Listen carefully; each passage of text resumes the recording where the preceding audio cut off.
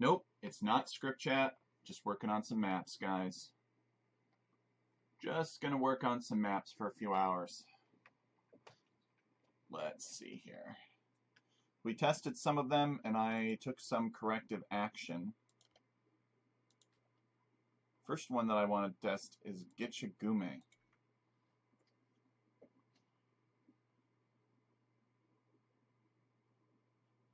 Okay, so this one was pretty pleased with how this one turned out, except I think that we need to do a couple of things. We should remove the number of rocks along this border.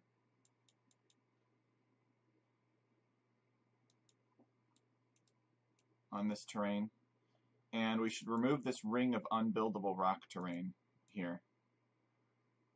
So that might require some tricks. The ponds worked out okay, I think.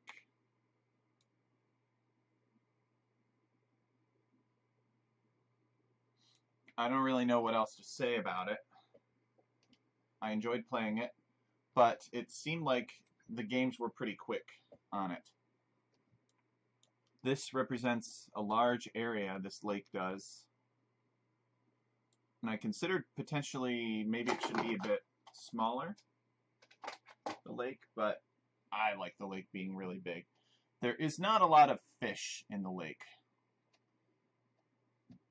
Not as much as it looks. So we might have to update that too.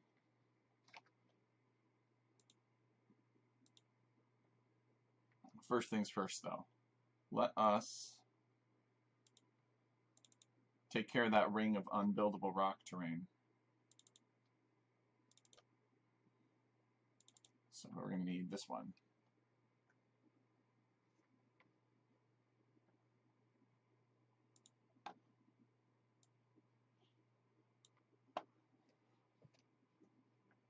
Okay.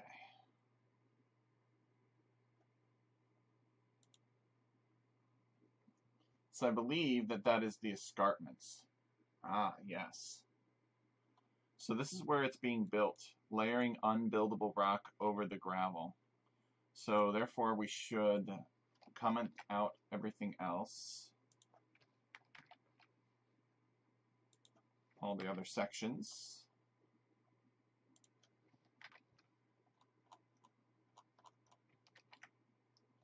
So that we can work on this portion.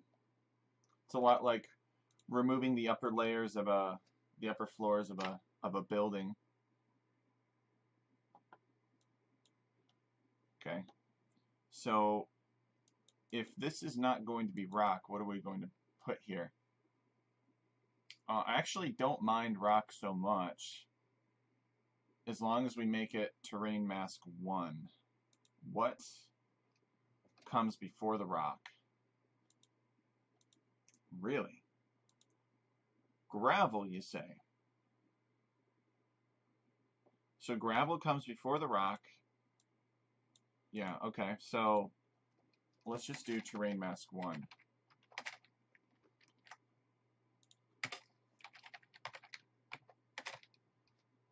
Just like that. I think this could be okay. But there might be some objects that are placed specifically on rock.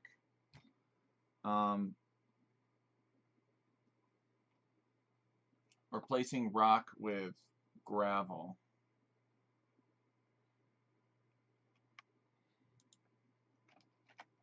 Save it. So then this rock will never exist. And that'll be affecting nothing, probably. Let's see.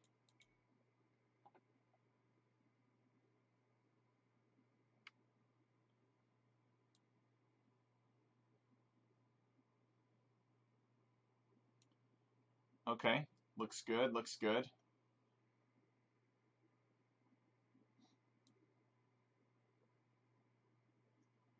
For now, it looks good anyway.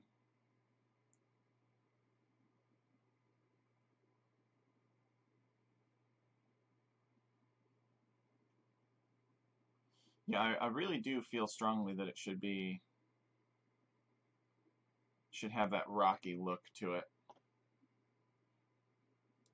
Okay.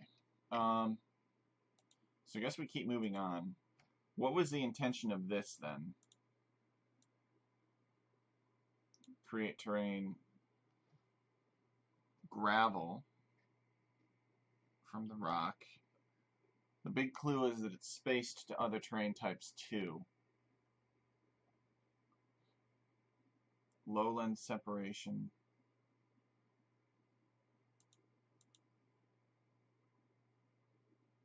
Huh. Alright, what happens if we uncomment this? So this isn't doing anything right now. I gotta remember how this all goes together.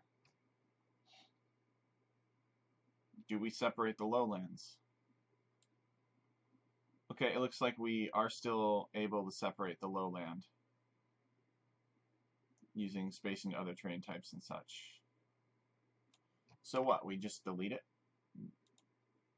Go on our merry way? Creating the ponds, layering the lowlands. Yeah, maybe we just delete this and be happy with it. Well, let's see. Let's keep on commenting things. But this could be a really simple fix. Or not fix, but modification.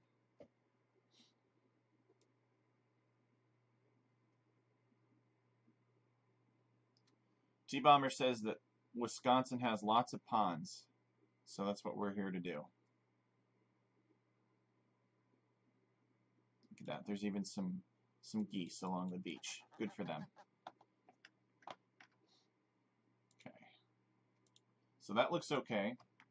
So we'll do the lowland layering.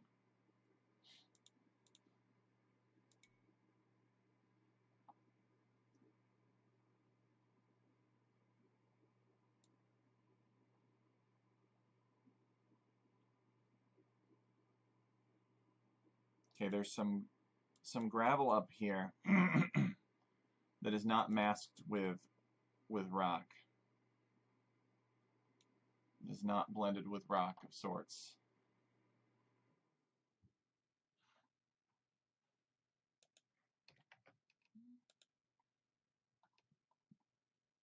So we do the upland layering now. And then that's the last of it.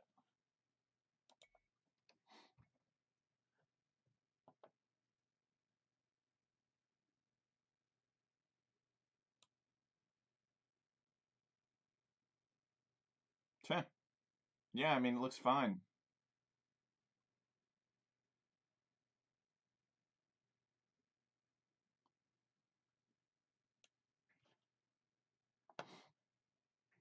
It's got kind of a ring of snow here.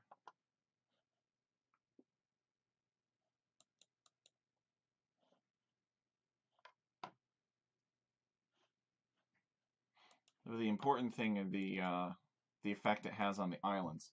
Let's take a look at the objects for this.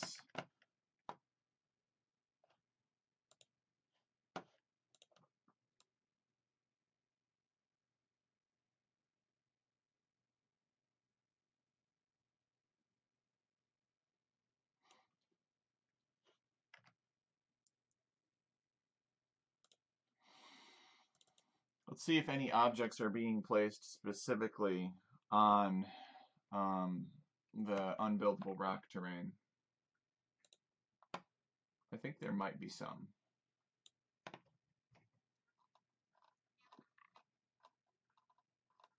No? Okay.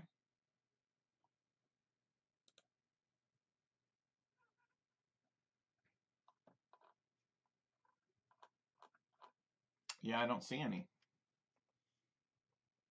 That's good news.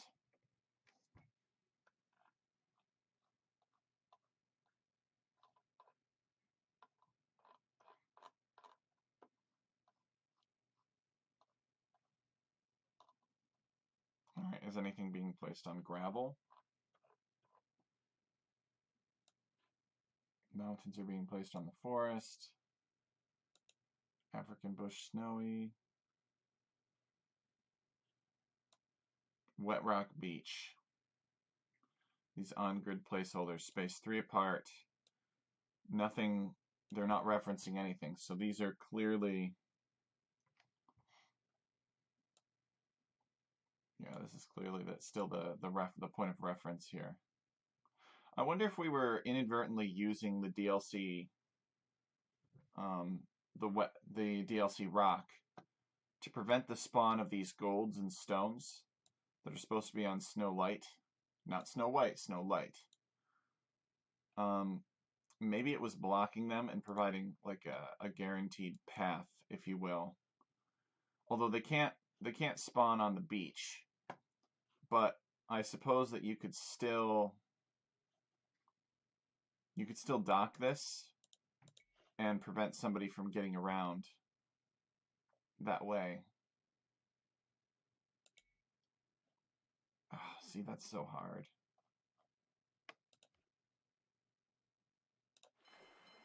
Yeah, you could still dock that. But I guess the thing is if you're walking a villager out here, it's not going to be useful for a long time, right? It's just going to be a lone villager. So you're essentially kind of one villager down.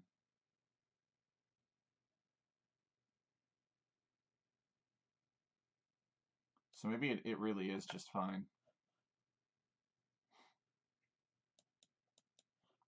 But we should try to prevent this stone from being up here.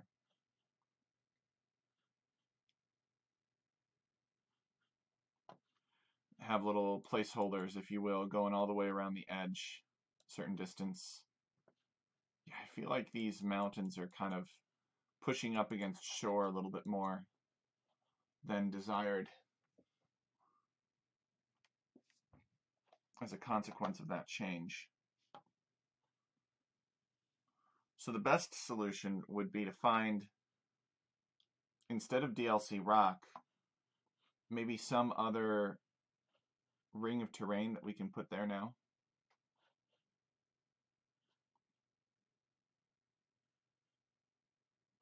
The rock looks really good.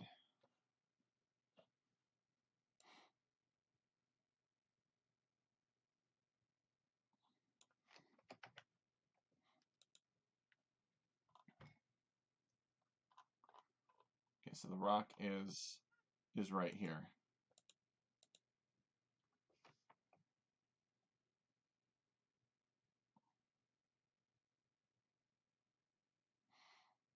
Well, let's see. What are our options?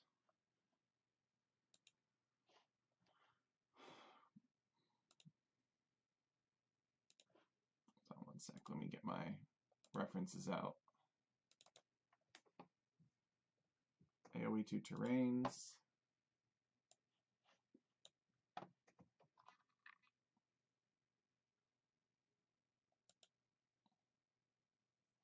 Rock 1, it says, but it just looks like grass.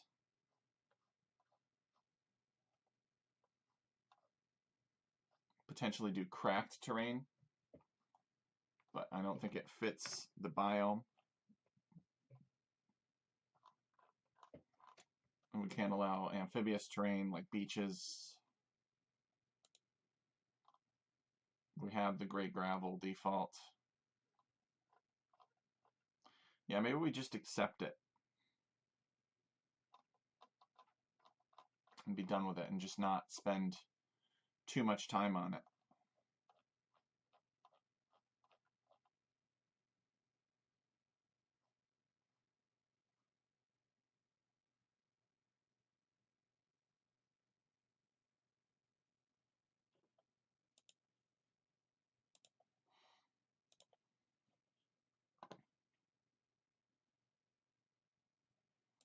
Are these stones restricted to spawn on a specific type of terrain? I think they're supposed to spawn on Snow Light. Let's see. Yep. They're supposed to spawn on Snow Light, and they're supposed to be within one of the one that came before it. This is all layered in as Snow Light now.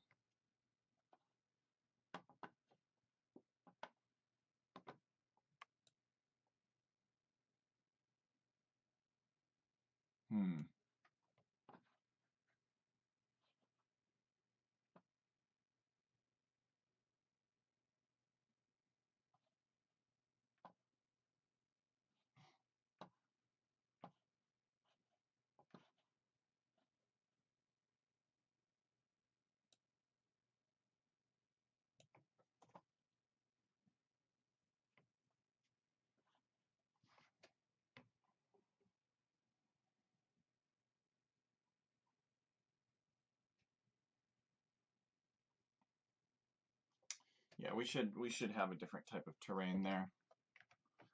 Question is what?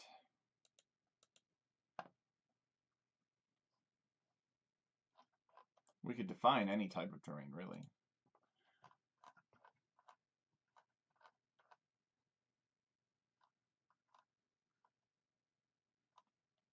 I say that we just do regular snow.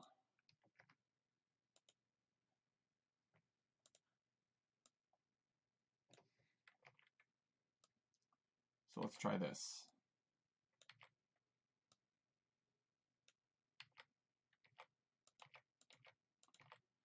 Let us create terrain snow here.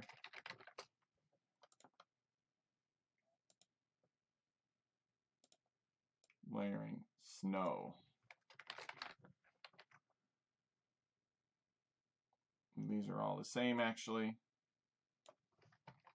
Just repeated for good measure.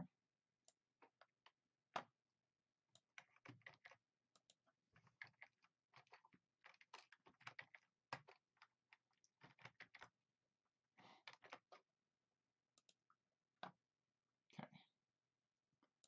And then we will create it from snow again.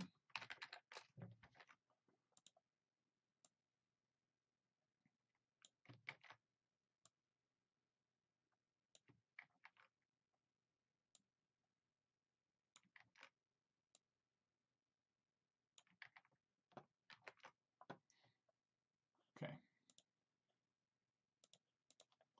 So if we kept this seed and we generated that, I don't think that stone would be up here. I think it would be down here again. Yes. So there's the ring of snow. And the snow is kind of pushing everything else back properly.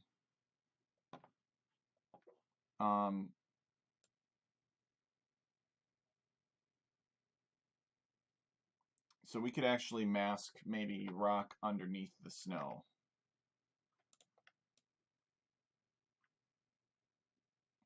Actually, you know, we could maybe even do ice. That would probably be more realistic. Although I think ice is unbuildable as well. So maybe ice would be bad, but I'm just kind of curious to see how ice looks. Ice. Ice. We'll consider both snow and ice. I mean, it's a cliff. It's supposed to be a cliff, so it's not going to be the most pleasant stuff to walk on.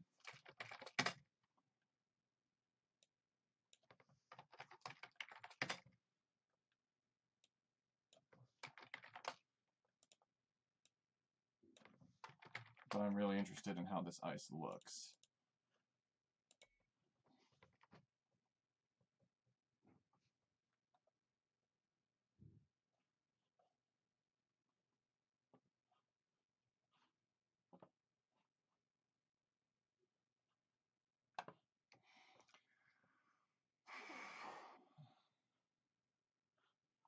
So again, though, ice is unbuildable. Fortified palisade, you can't build on it. So it's functionally equivalent to DLC rock, which would defeat the purpose of what we're doing. So are we using non-navigable rock beach here? Yes, we are. So maybe we go non-navigable rock beach, and then we mask either ice or snow, or I think this is probably the closest we're going to get. Ice or rock or snow. unbuildable rock, I mean over this, because this is buildable.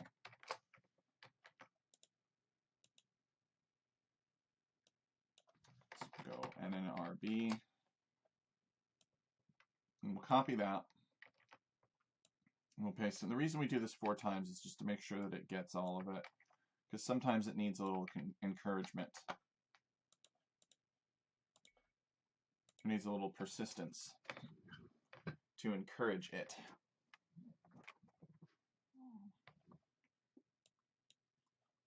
Okay, so I mean it fits right in,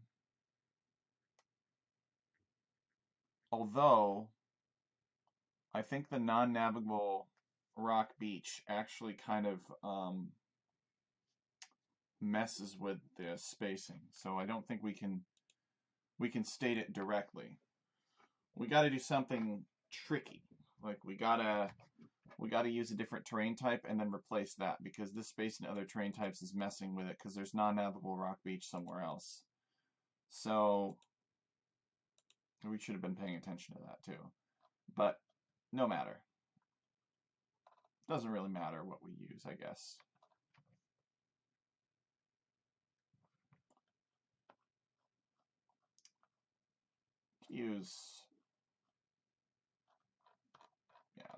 Let's just use snow. Snow worked.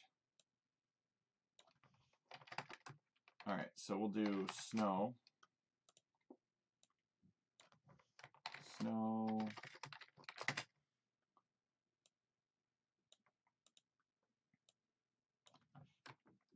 Snow.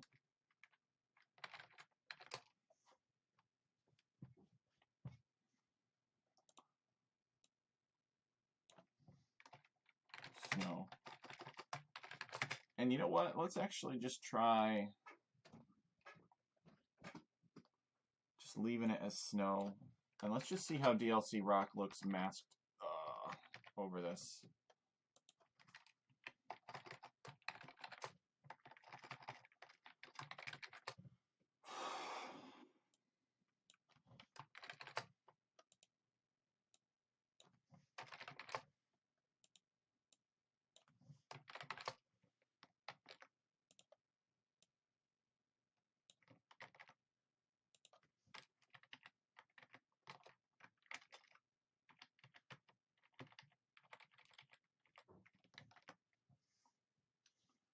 Okay, so we will do terrain mask 1.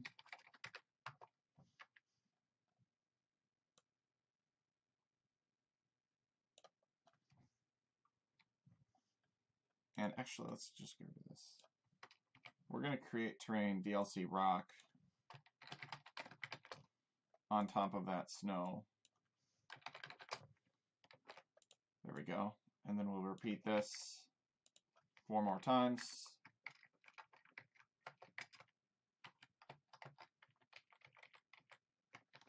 Okay.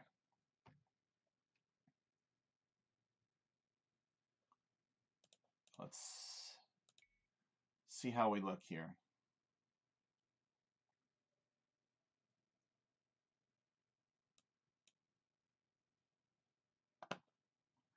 Yeah, I think I like that. Alternatively, we could put ice, but I think that looks pretty good. I don't want to mess with it too much more. We can build on it. We got completely buildable islands here, which is good. I don't know that there was anything else that we need to address except for maybe these rocks. So we'll have to go and look at that. Let's just do a quick generation on Giant,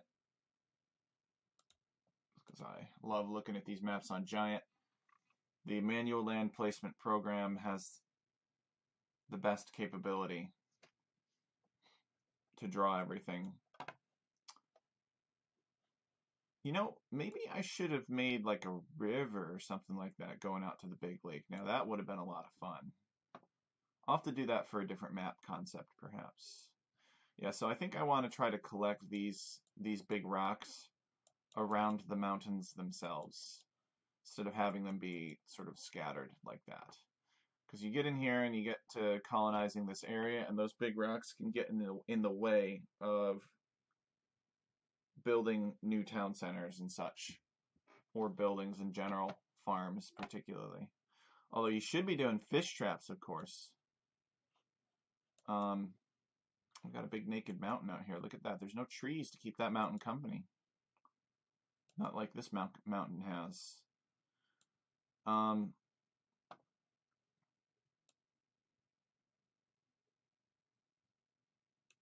This is a pretty desolate island. Look at that.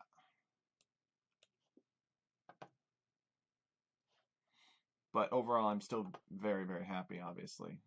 The map. We could leave it exactly how it was before we ever came in here, and I would still regard it as a masterpiece.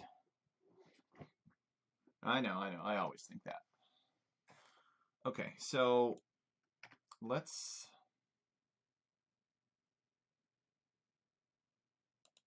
bring this up, I guess. Open up the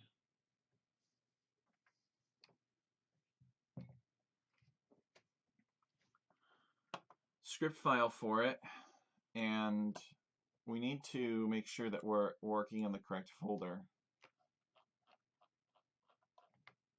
So we're going to run this and then abort it real quick.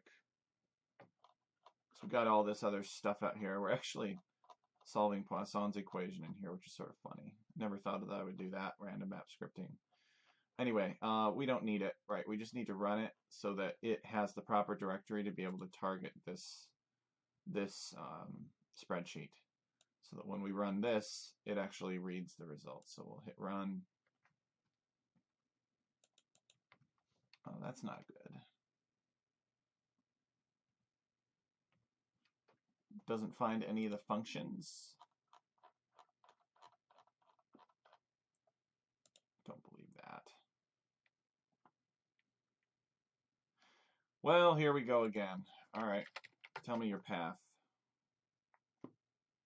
Not really sure why it's getting the path wrong, but that would indeed be a deal breaker.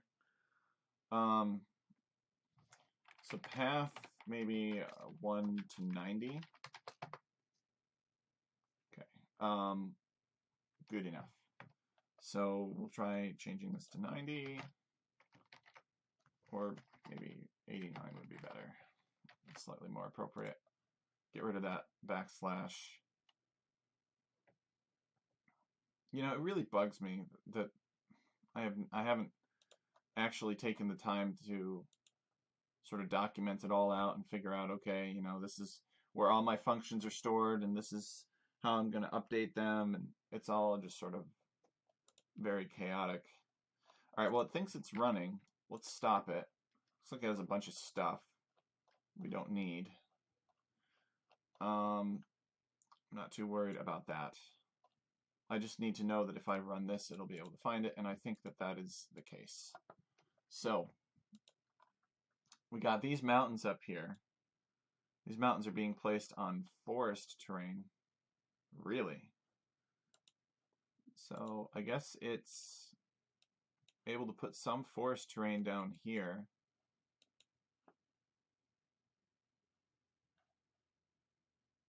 Although the mountains don't have any trees accompanying them.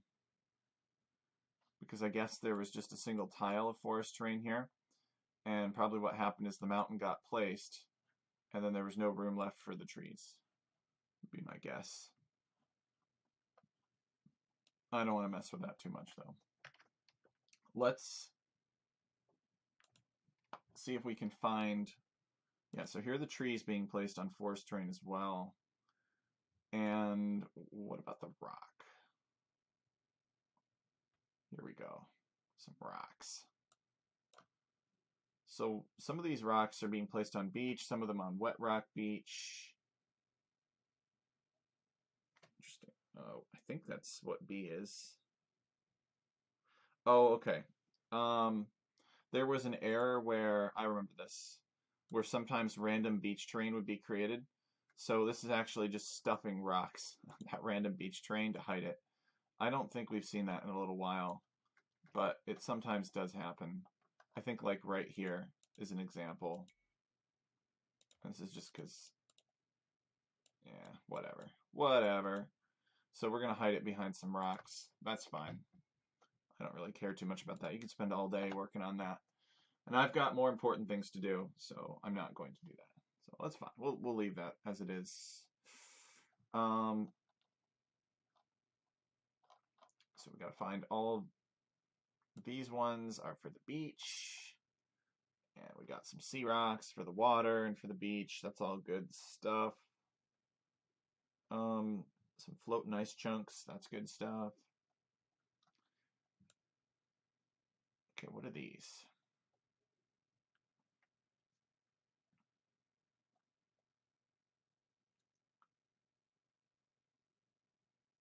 What are these? So these are placed on Snow Light. Not Snow White, Snow Light.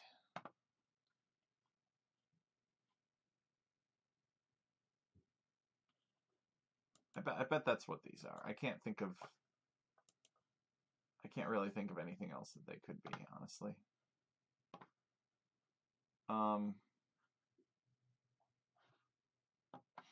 So let's start messing with it.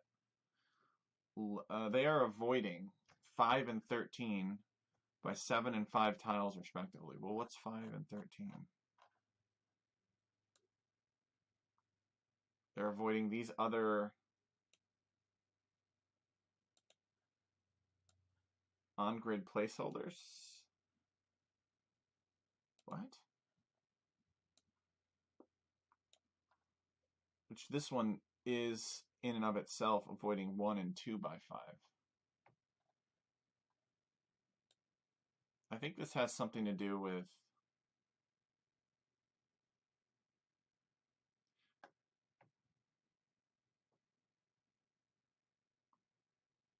oh, okay. Yeah, so I think that these placeholders here are essentially invisible placeholders like in this area. So you want the rocks to be out here, and this is the sort of the more rugged terrain. And I remember what I did with that now. So there are invisible placeholders that are in this area to make it more suitable for building because they scare away these unbuildable big rocks. So that's good stuff, and that kind of also confirms what which objects those rocks are. What's 13? 13 are just the beach, the wet rock beach. Make sure that we don't put the rocks too close to it and block something off, which is good. So I like those avoidances. I think we should apply them.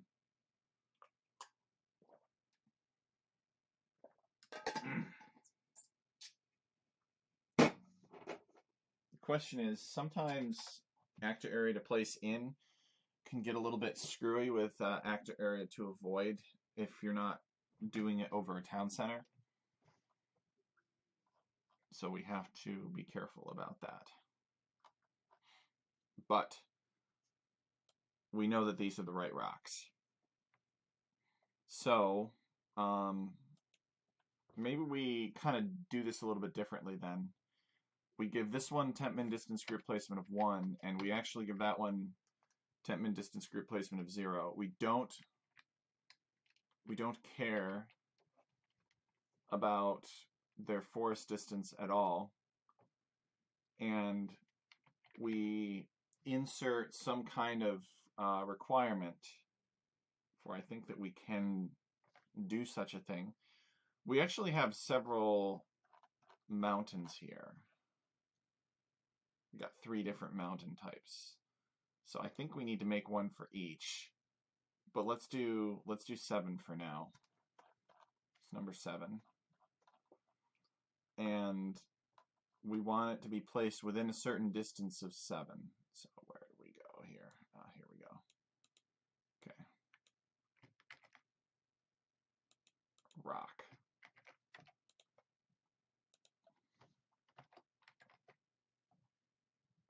No, not quite. there we go.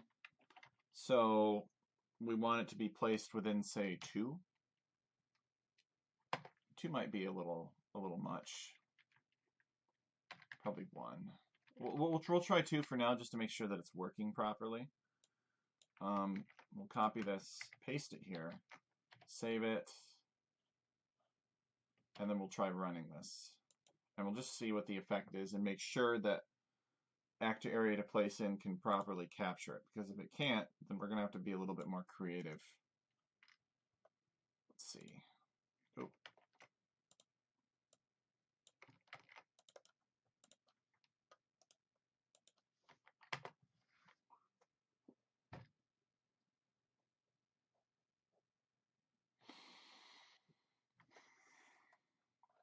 All right, it's going to think for a second. Hopefully you guys are having a good Sunday. I was going to do script chat today, but I did not. I was up to it, but I just did not have a guest to do it. And I thought, well, we could go over the Return of the Rising Eagle Cup map pack that I made, but I don't want to declare anything for that just yet, because it's not really my place to declare. I've just been working on it, and by saying that's what I've been working on, so that folks understand why.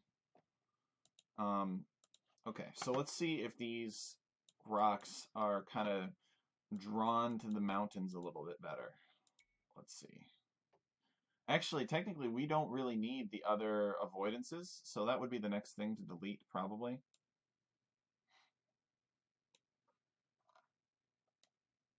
Okay, so as you can see, some of these mountains do indeed have rocks at the base of them. So that's what I want to prioritize. So let's come back in here. So it looks like it does work properly, because the reason we don't need that avoidance is because these mountains are already avoiding over here, right? And they're already avoiding the shoreline. So we don't need to tell the rocks that are attached to them to bear such avoidance as well, because the rocks have to be attached to them. Okay, let's come back up here, and we can actually delete these. And I think we can actually delete this terrain restriction as well. And these are just going to be... Actually, maybe that's a bad idea. Well, no, because the trees are getting placed first. So the trees are already going to be on the forest terrain. Now, let's keep it for now. Let's keep it for now. We're already making lots of changes here. So we'll delete that.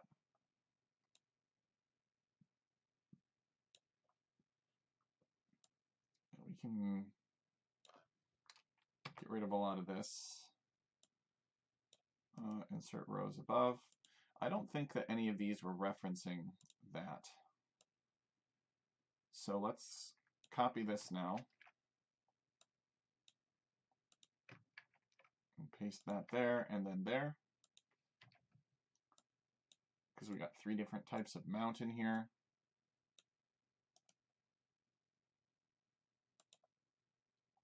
I have a feeling we're going to be inserting those again later pretty soon, but do that for now. So rock and rock 2. So we have 7.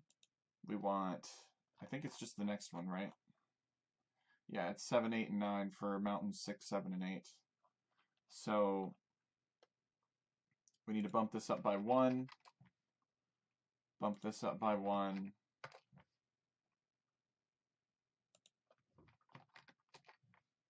and then bump this up by 1 again. Okay, so it's 7, 8, and 9. And then the grave is the next object. There's no reference to these rocks later on, so we don't have to worry about screwing anything else up. Let's save, and we will try reproducing this effect for all of the mountains.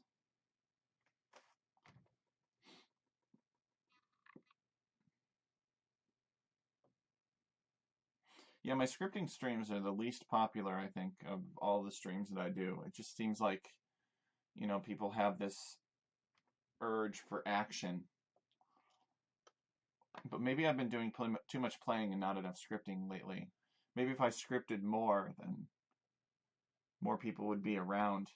You know, it'd attract a different audience that's okay with a more slow-paced story. All right, so let's generate, and this should cover all of the mountains here.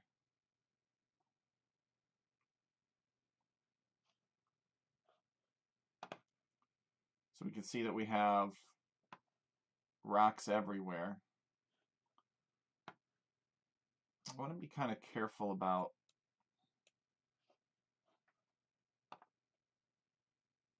having too many rocks, really.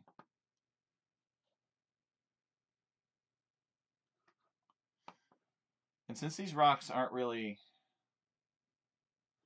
they're not referencing anything else. It actually looks like the trees are a little bit more aggressive up here. Maybe that's just my imagination. Should we push these rocks a little bit further away is what I'm wondering. Allow the rocks to spawn within a larger window, because it looks like right now the rocks are sort of sitting halfway up the mountain, and there's nothing to stop them from just sort of rolling down. It like this, like it sort of messes with my sense of propriety a little bit.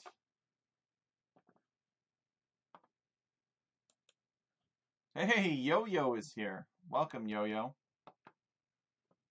How was your stream today? I was not able to log into Twitch, so I was not able to say hi, but I was there. I didn't realize that you had a beard. Okay. Yeah, I saw that. He'll have the fangirls in no time. A little bread, huh?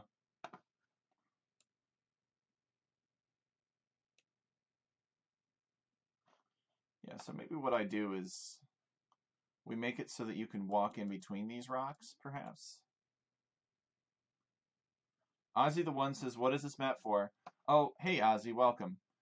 This one is just for fun.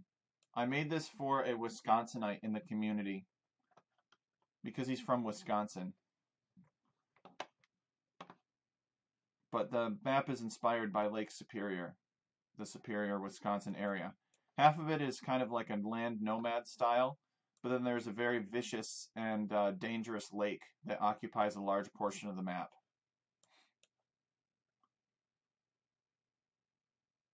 Oh, the camera was on your phone? Interesting.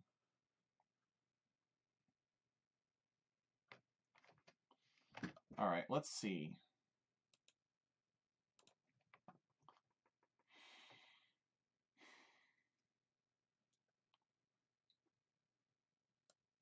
So these are the rocks right here.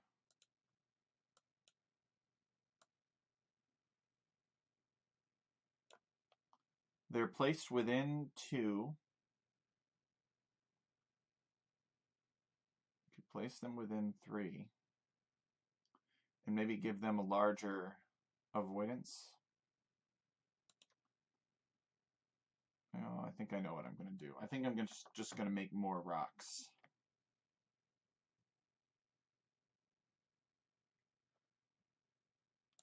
A lot of sparse gold? Well, perhaps, Ozzy. But these gold piles have lots of gold in them. I think that each of these gold piles has 1,500 gold in it. So this is actually 3,000 gold here. It's a lot of gold. And it's done that way because I don't want massive gold piles potentially blocking off the map. I want to be able to fit it into a small space. Yo-Yo says it worked decently. What's with the Excel sheet? Oh, the Excel sheet is a manifest of every object that's in the map script. I have a computer program that reads this Excel sheet and then interprets the relationships that I established using the Excel sheet. And then it automatically writes the random map script down here in object generation. So it generates all these objects for me. It's very, very convenient. Without it, this would probably not be possible. At least not in the way that we know it. I'd have to do a very simplified version. Oh, thank you, Ozzy. Yes, this is a random map script. I'm a random map scripter.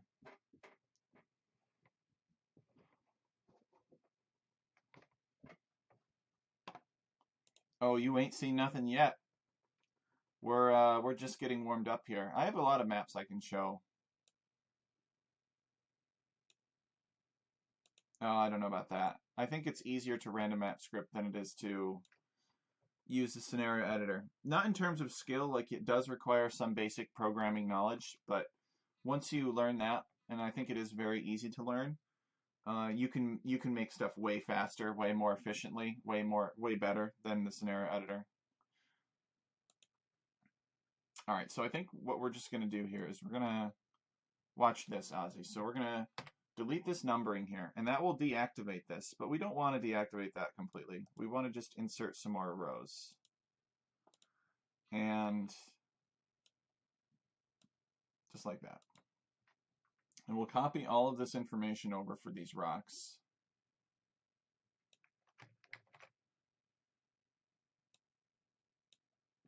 You're watching like a hawk. That's the spirit. Okay. So now we are maybe going to place these within, let's say, 3. Could try this. And then these have to be spaced 2 and 2. And maybe these ones are spaced 1 apart. And we're just giving this a try. I don't know how great this is going to work, but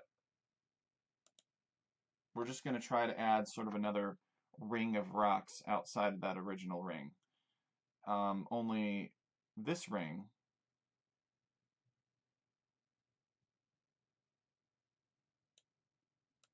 this spacing should be 0. Okay, yep, 2, 1, 2, 1, 2, and 1. And then we could actually tell these other rocks to potentially avoid the first rock by a certain distance. So let's do that. So instead of A17, we're going to have it say A59.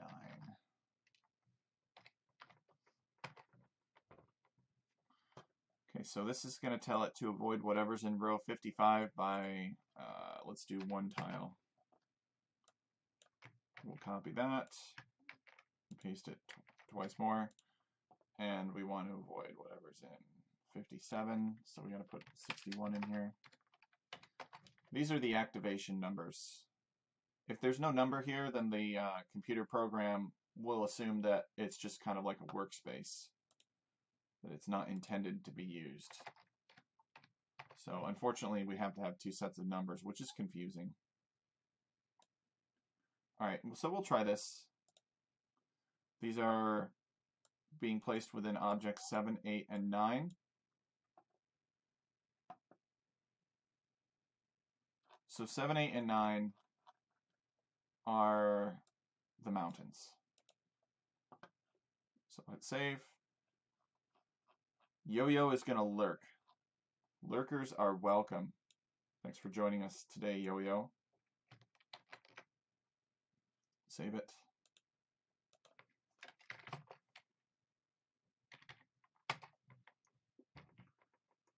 Okay, now we update.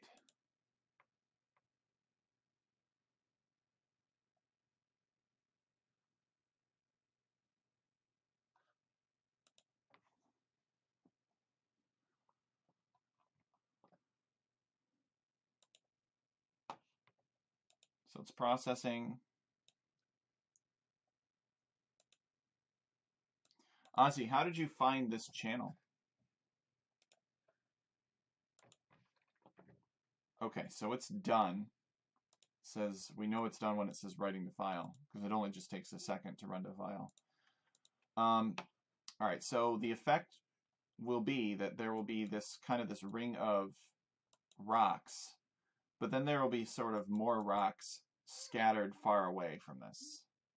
but they're only going to be on snow light terrain. So we'll see how that works. We may choose to expand it to other terrain types to allow it to spawn on all terrains.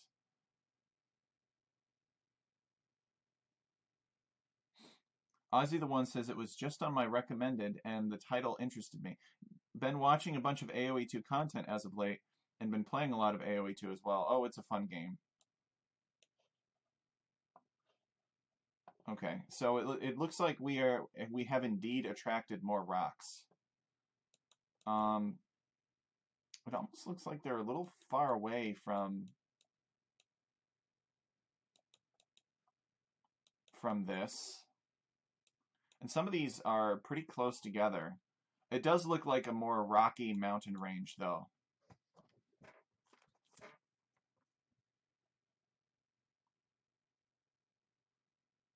The main reason the title interested me is because I am on the T90 Discord server, and there is a channel there called Script Chat. I knew nothing about that. How long has it been there for? We've been doing Script Chat for a while. Since last year, really. All right, yeah, so as you can see, we have successfully generated more of these rocks.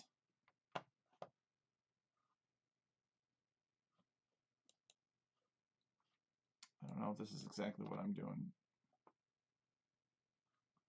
Some nice eye candy. Well, it's very important, Ozzy, that we make it look good.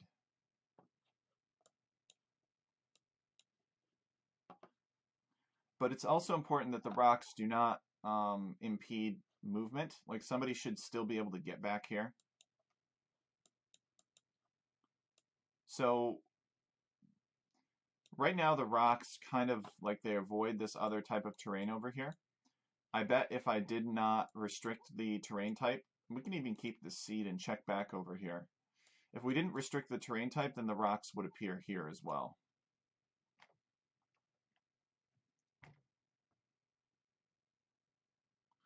Some of the rocks are too close to the center of the mountain tile. I feel they should be further out.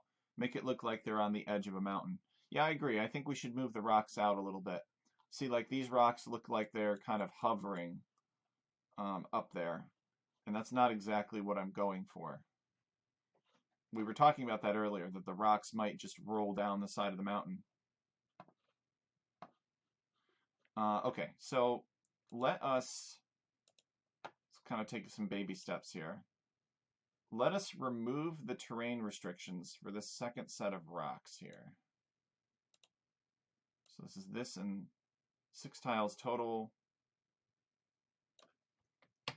Okay, because the simplest change can have a huge impact. The algorithm's been pretty nice to me lately, actually. I've been pretty lucky. So we'll run that update there, and what that should do is that should ensure that, like over here, that the rocks also spawn down here. Because the reason the rocks aren't spawning here, even though you can't see it because this big mountain is in the way, this is actually the wrong type of terrain. So the rocks originally were being told to spawn only on snow light, not snow white, snow light. And because snow light is not here, it's probably just this other snow terrain, the rocks couldn't spawn there. You don't know how long Script Chat channel's on the T90 Discord. You joined the Discord about 2 weeks ago. Ah, okay. Well, I've been doing this a lot longer than 2 weeks. We have all kinds of Script Chat videos. If you're actually interested in Script Chat videos, there's a playlist on my channel for it. I think it's got something like, I want to say 25 videos or something like that. The earlier ones are not really the best in my opinion, but it is there. The show has evolved a little bit over time. Okay, so it says it's done. We've kept this seed.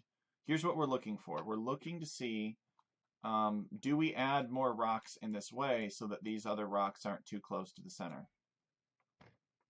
Because we do want that.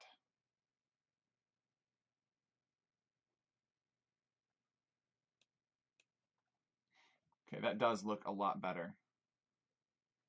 Still probably not perfect, but it looks better. I think it could have something to do with just the outright spacing, though. that we're requesting of it. You know, and maybe we do just kind of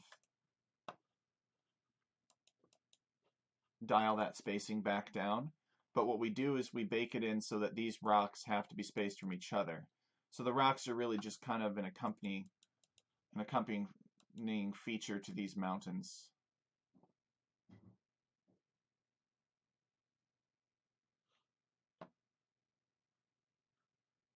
As much as it interests me, seeing as I am a hobby game dev, I don't think I have the time to go into this direction with my interests at the time being. I'm not sure what you mean by that. But yeah, we do script chat every Sunday unless I don't have content. Like if nobody has any maps to share, then I'll do a scripting stream similar to this one. I'll just be kind of going on and tinkering with my own stuff. But script chat is all about finding people across the community that have map scripts that they want to show off and explain what they're doing with it.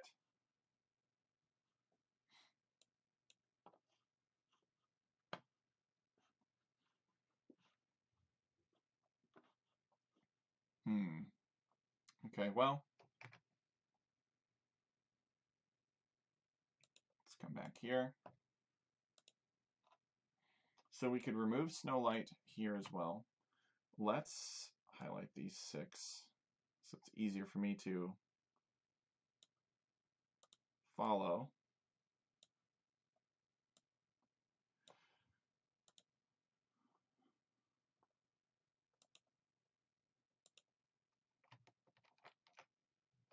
Ah, okay. Yeah, I highly recommend learning how to map script. I make it very complicated, but it doesn't have to be. If you have the time, it's definitely worth learning, in my opinion. Okay. So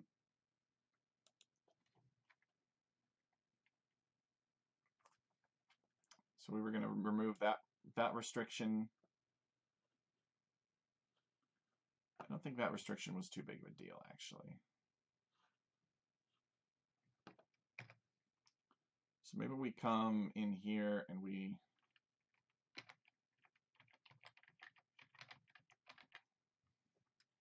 get rid of that. So we tighten these rocks up and we make them thicker.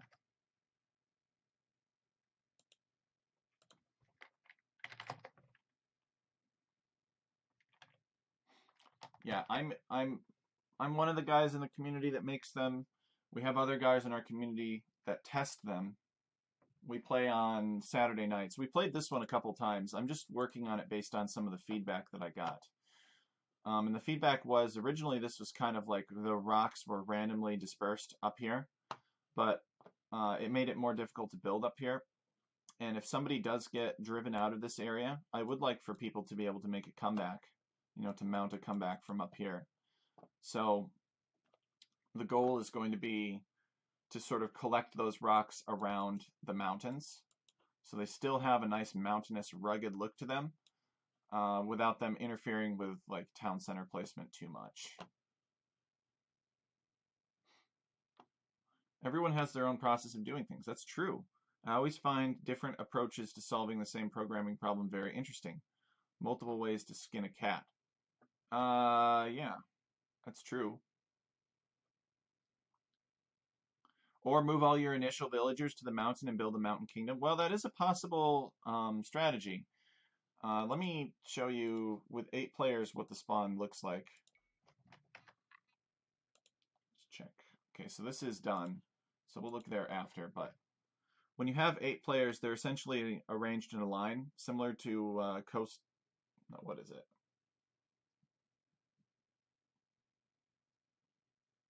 Coast to Mountain, maybe? Anyway, so here's the line of villagers. There's always a villager like down here next to this edge of the map. They're usually near a pond. And then there's a villager more so in the center. And then there's always a villager along the coast here who can build the dock. Oh, that was the other thing too. If people said they wanted shorefish up here, which we could definitely arrange. So you could walk all of your villagers all the way up here and build your mountain kingdom initially, but there's a risk that you won't find a great spot to build a town center initially because it is pretty, you know, it's pretty thick and rugged. And then the other problem is it is a long way to walk. up here. So this is some place to run to with, 15 villagers to chop a place for your town center, build some docks, wall it off, and try to rebuild. That's the intention. I intentionally did not put shorefish on the big lake at first, but I think it's fine. The reason I didn't do that is because I wanted players to take these shorefish in the little ponds, but it's fine. So as you can see, these rocks are a bit thicker and a bit more everywhere. Yeah, they're kind of up here. I don't want them getting too much in the way of each other, so I might tell these rocks to avoid each other. Like this is pretty intense here. The other thing that I thought about is I could add a tree as like a second object to these rocks.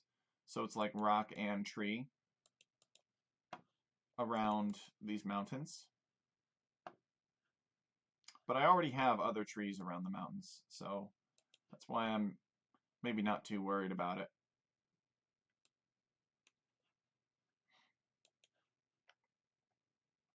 Okay.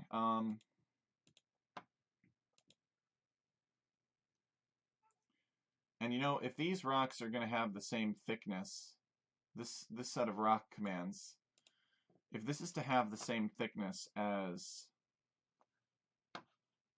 the rocks closer to the center, then there's no point in them having their own creation commands.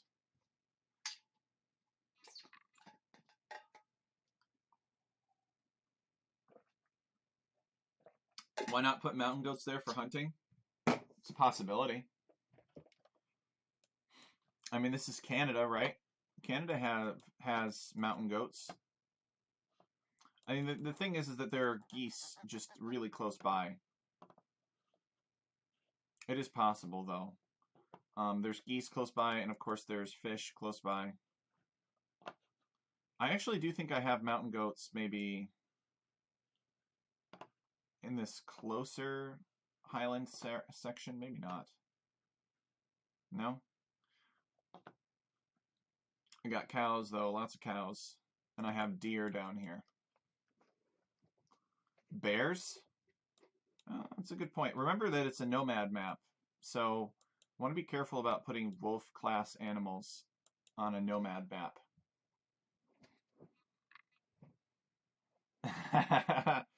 Well, these geese actually act like deer.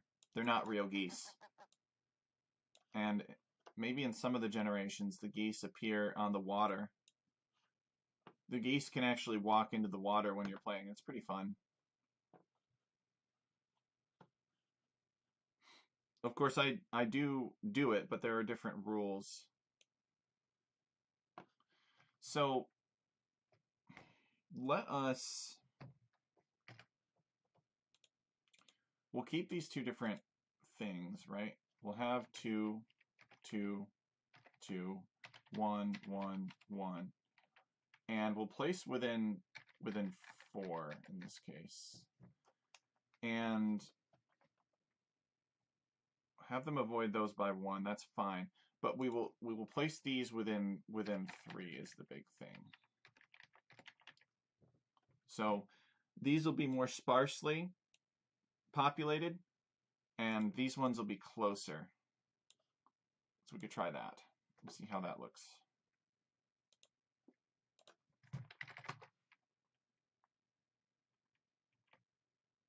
No, that's fine. That's fine. I don't mind interacting with chat. It's what they're there for. It's my job. They are deer geese. Yep.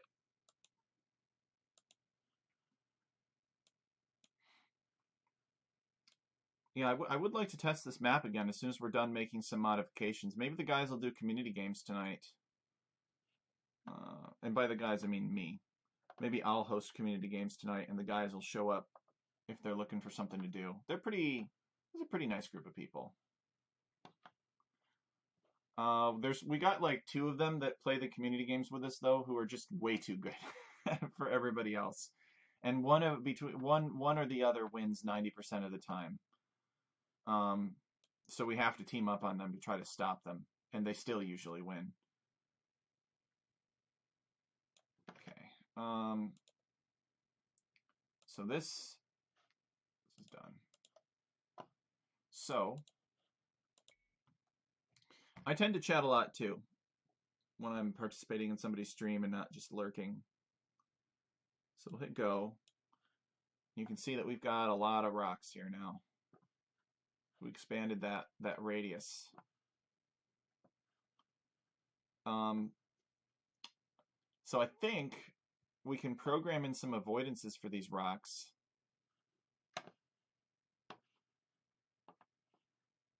But the objective with the spacing was to give them kind of like a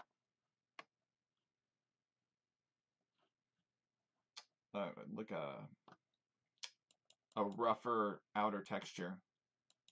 But this is a lot of rocks.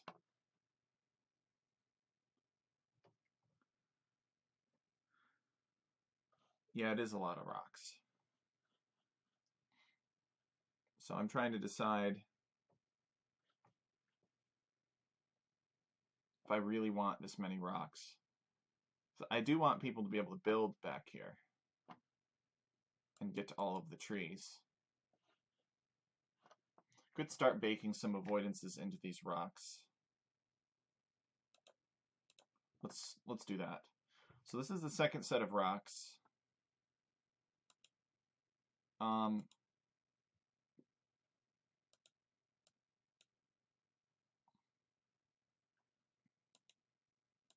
copy this. So these rocks, we're going to have them avoid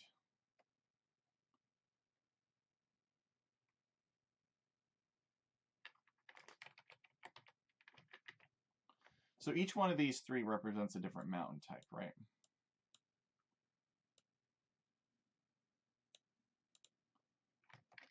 So we'll have this rock avoid 49 and 50.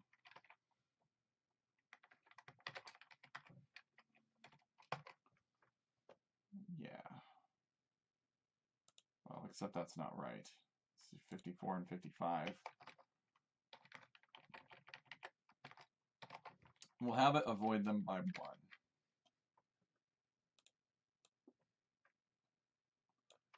Copy that. So both of these different rock types. And then we'll copy, well,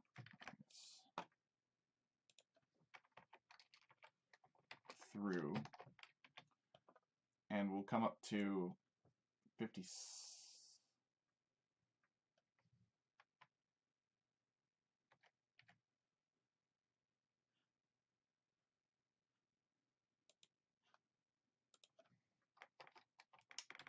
Actually use that window there.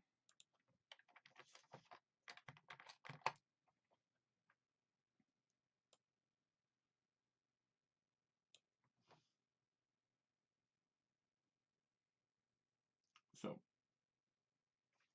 okay, that's why that's wrong. 53 and 54.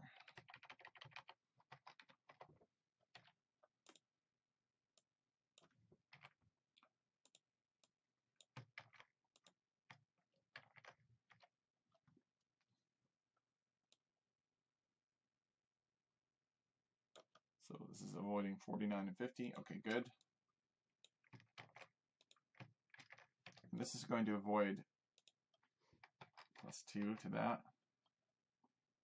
+2 to that. So this next row, these rocks are going to avoid the rocks that are on other mountains, these mountains and these mountains, all by 1.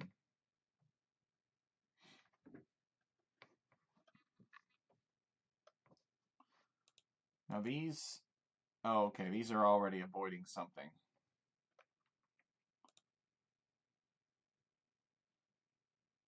And it's actually probably more important for these ones actually to have such an avoidance. So we will paste that in here.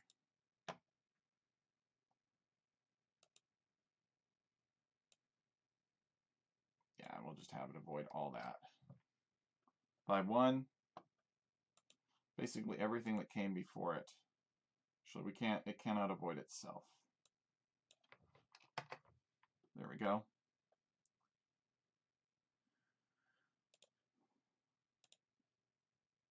So this rock right here avoids all 6 of those.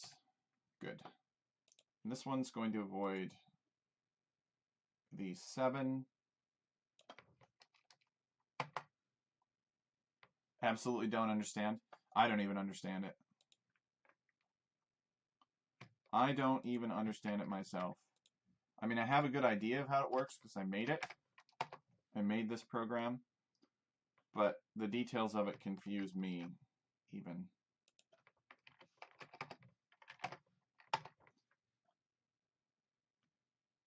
So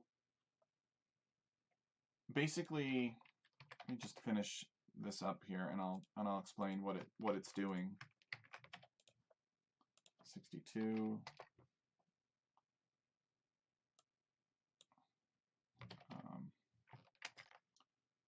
63.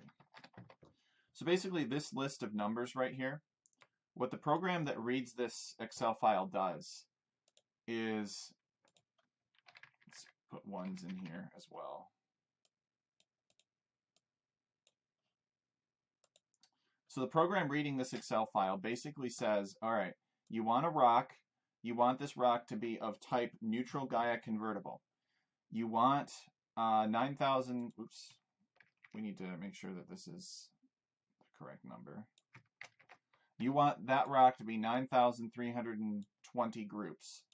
You want the grouping type of that rock to be tight. You want the number of these rocks to be scaled according to the map size. Not that it really matters with this many, but still.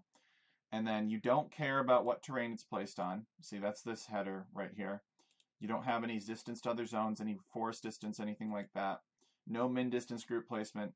However, you do want these rocks to be alternating spaced 2, 1, 2, 1, 2, 1 distance from each other.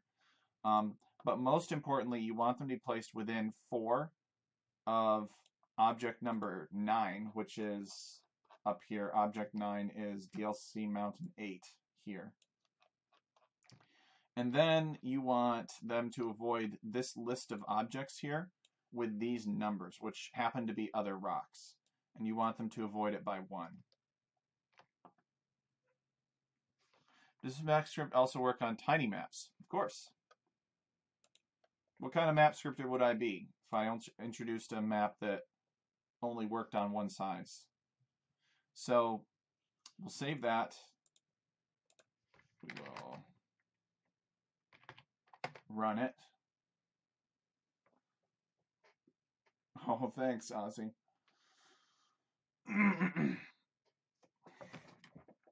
I've been scripting for a few years, but I've never made a map script for any of the big tournaments, unfortunately.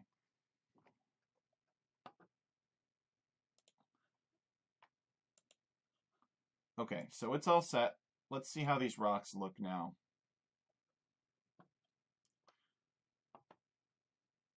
And I'll also show you the tiny size.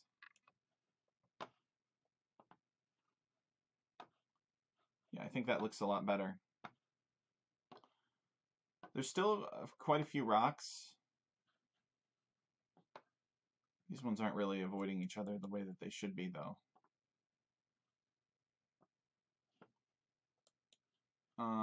That's true. Explaining things out loud can help you avoid mistakes.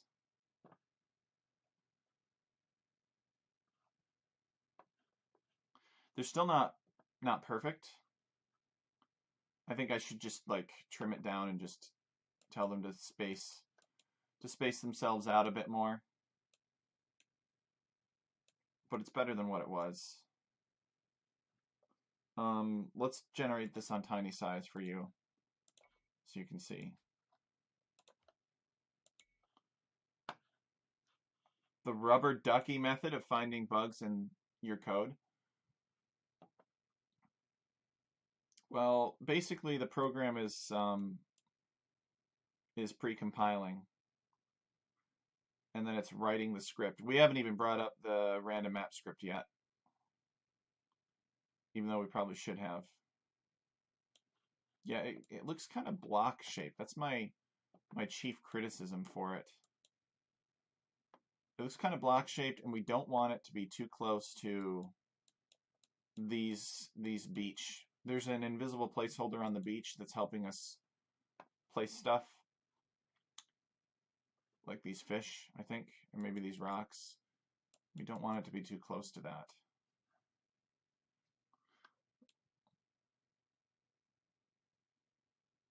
Okay, let's go back to giant size though, because if something's going to go wrong, it generally happens on the largest map size. There's more stuff being done.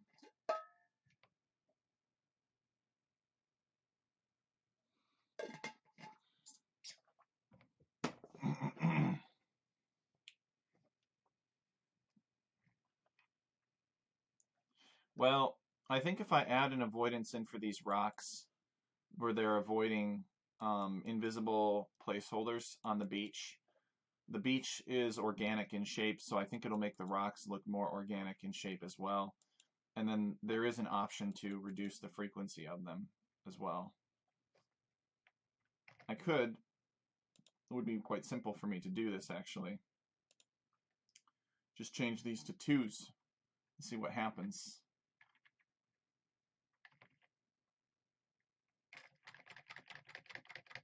Have them avoid each other more.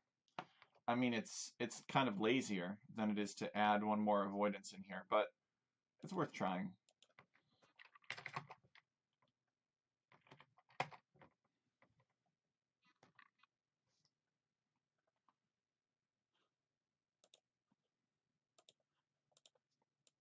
So where are you from, Ozzy the One? I'm from the East Coast of the USA. New York, specifically. Well, yes, that's a programming dilemma, right? Something isn't working properly in the program, so you just change numbers hoping that it'll work instead of going in and actually solving the problem. We've all been there.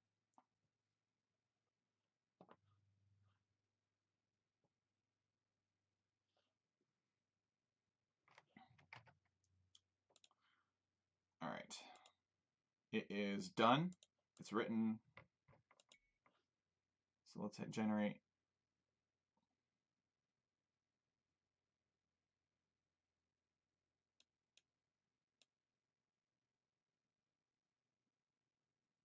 So they are less dense in these sorts of areas where the mountains are closer together. They are still quite dense in locations where they're closer to the beach. But I do think that is a desirable change, the one that we just made. But it's not, oh, I don't know. I don't know. Look at this. Can't have this little lip hanging out here.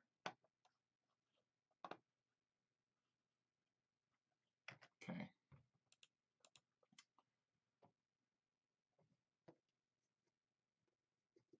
So, the invisible placeholder that's on the beach, I think it might be among the, it's one of the first ones.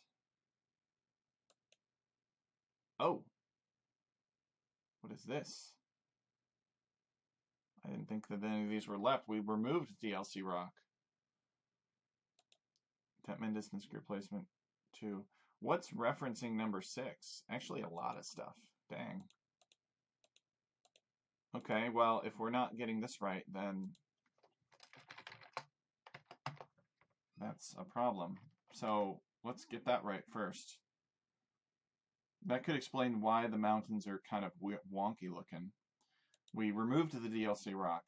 We removed it because people were saying it was too hard to build. So we have to replace that with snow because there's no DLC rock left on the map. It's been replaced by snow.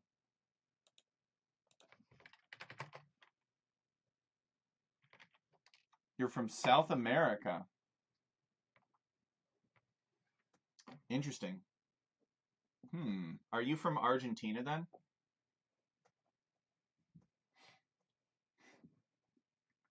Argentina or Chile?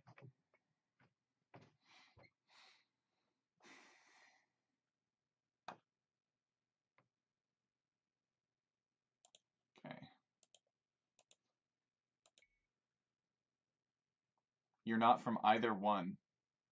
Are you from Brazil?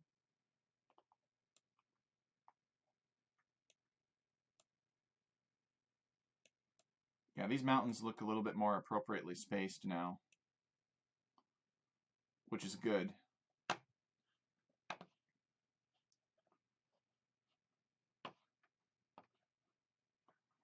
It's still kind of a bounty of rocks at the base of them.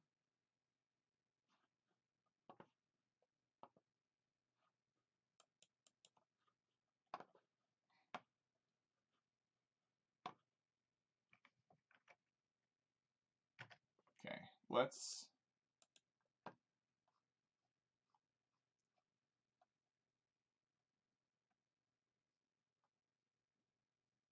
You like the mountains that have the trees on them, huh? Well, that is achieved by actually placing forest terrain, disabling the trees that are supposed to spawn on that forest, placing the mountains on it instead, and then placing the trees as objects on that forest. So it's a little trick that I picked up from GitcheGumee, who is a fellow map scripter.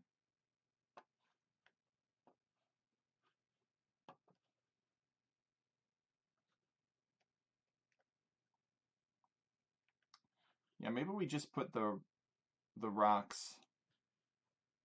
I don't want to do that. I don't want to do that. Let's bake an avoidance for these rocks in that where they avoid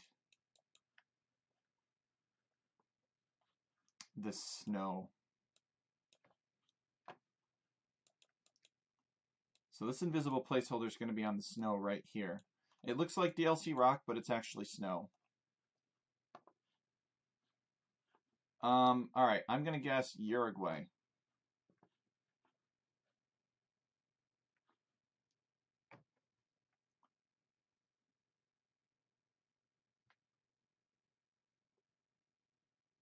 Oh, that the PS1 devs had some pretty creative solutions. I haven't studied it too much, but it would make sense. PS1 was pretty novel innovation.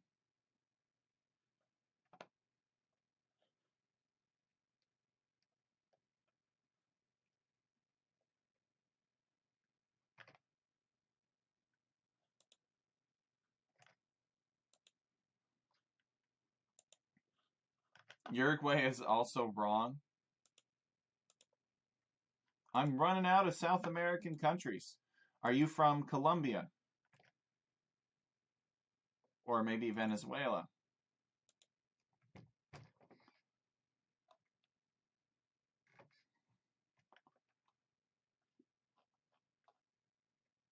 Okay.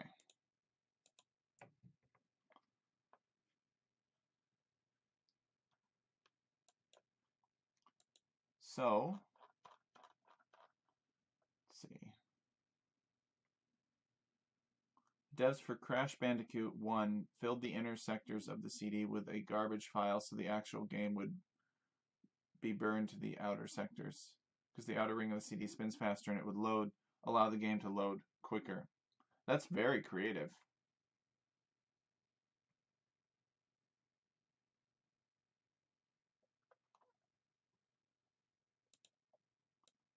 Okay, so this is it right here, the Wet Rock Beach, I think. We do have one on snow. These are only 2 apart, though. So the precision is going to be pretty good for these. These ones are 3. So we could tell them to avoid that snow by up to 3 tiles. And it's going to be row number 6.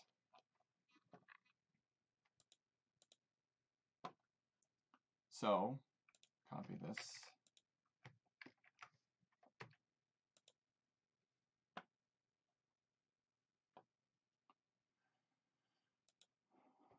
So row 6. It's not going to be A6. It's going to be something else. Maybe A9. No, A10. There we go. He's not from Colombia or Venezuela. Oh, Ozzy, are you from Peru? That's another populous country in South America. 49, so it's 6. Let's make sure we got it. Yeah, we got it properly.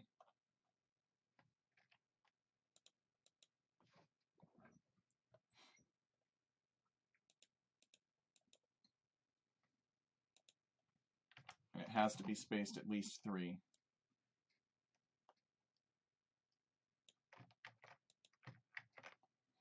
And to save on more memory, almost all of the character models in Crash 1 are just made up of colored polygons with very limited textures being used on character models.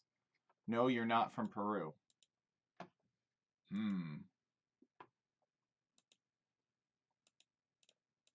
Alright, let's bump these up to 3s just so that I don't have to add 2s in if it's not going to work. A10.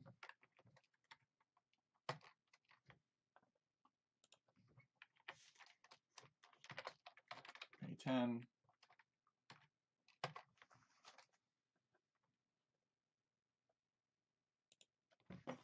This aside. A10. So the goal here is just to get them to avoid the shoreline so that it has a more organic look to it, because the shoreline is organic. It's like an organic point of reference.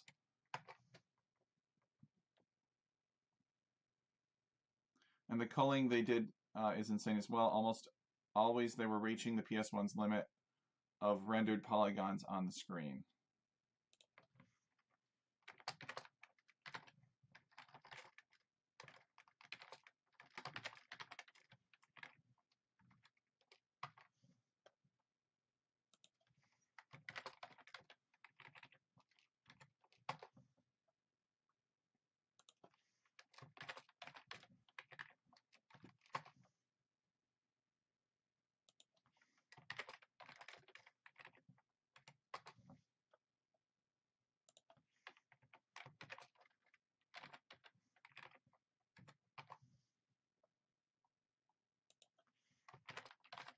A10.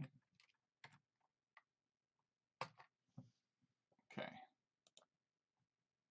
Save that.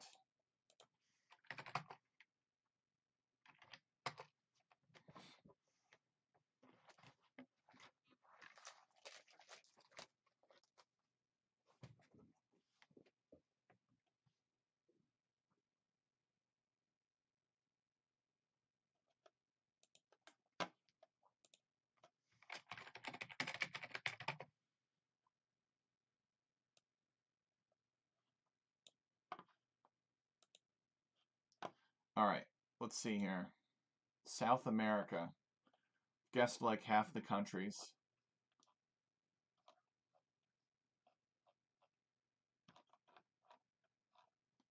Well, let's see. There's only 434 million people who live in South America.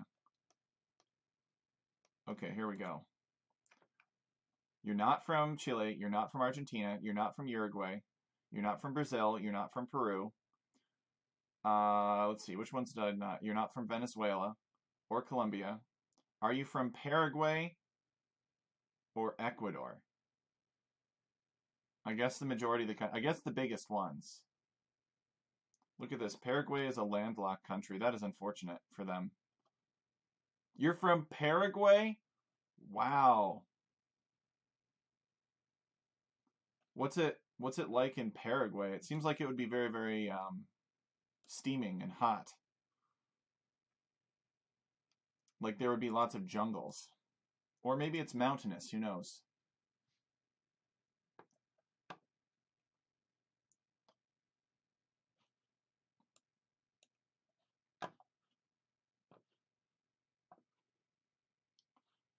Okay, that actually does look a bit better.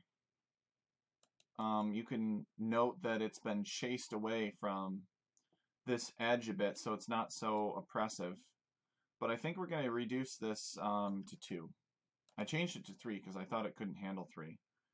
But it's starting to look a lot better now.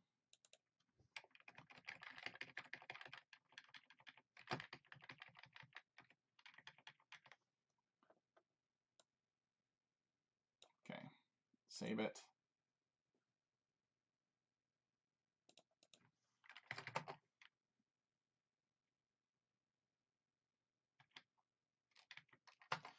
Says the eastern part of the country is very hilly and subtropic with humid heat in the summer. The western part of the country is more arid, with dense bush vegetation and dry heat. Interesting. So it's similar to Peru then, except the opposite. Peru has jungles in the east and desert in the west. The western part is also very flat. Okay. I actually have a lot of Latin Americans that watch the stream, that are interested in the stream.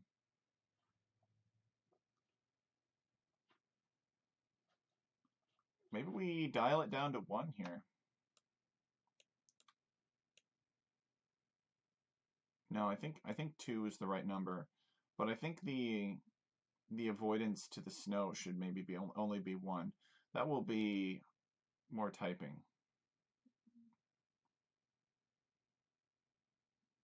Yeah.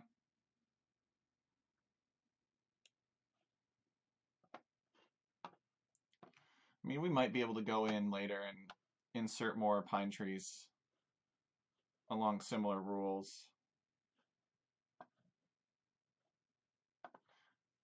Well, it's because I helped Team Flauta out with a map, and so Juan Perotti referred me to them.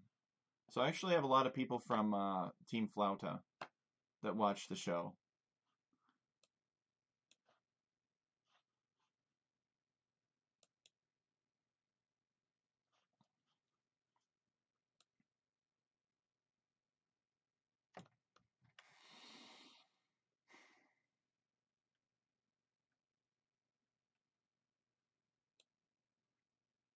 Yeah, I think we're just about done here. You like the shipwrecks? It's a nice touch. Well, Lake Superior is a very, very dangerous lake. So shipwrecks seem to be in order.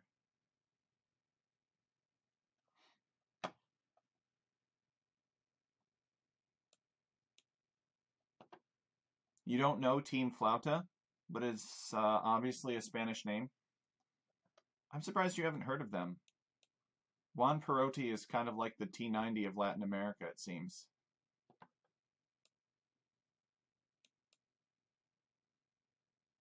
He's from Argentina. Most of them are from Argentina. Some of them are from Chile and other South American countries.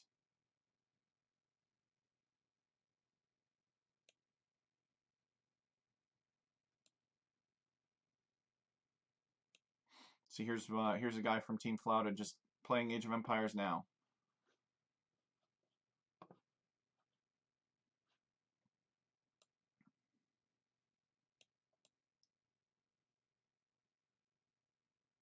Yeah, so I think if I mix snow pine trees in with this,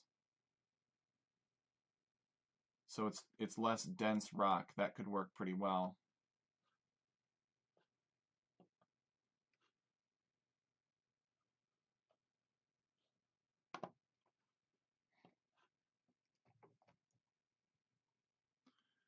You're not very familiar with the Latino side of YouTube, to be fair. When I first engaged with the internet in my high school years, I always visited the English-speaking side of the internet. That explains why your English is so good.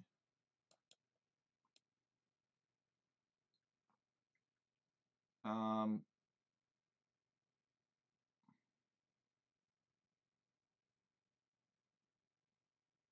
and to be fair, I think the Latino portion of the internet has grown a lot. I think most people would agree that the internet was mostly English speaking when it was first introduced.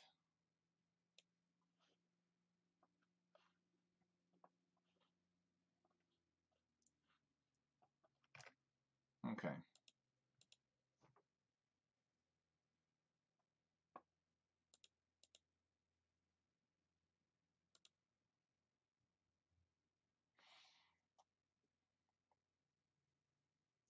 Your spoken English also doesn't have a hint of accent. People that speak with me always think I'm from the US or something. They never guess South America as their first guess. Interesting.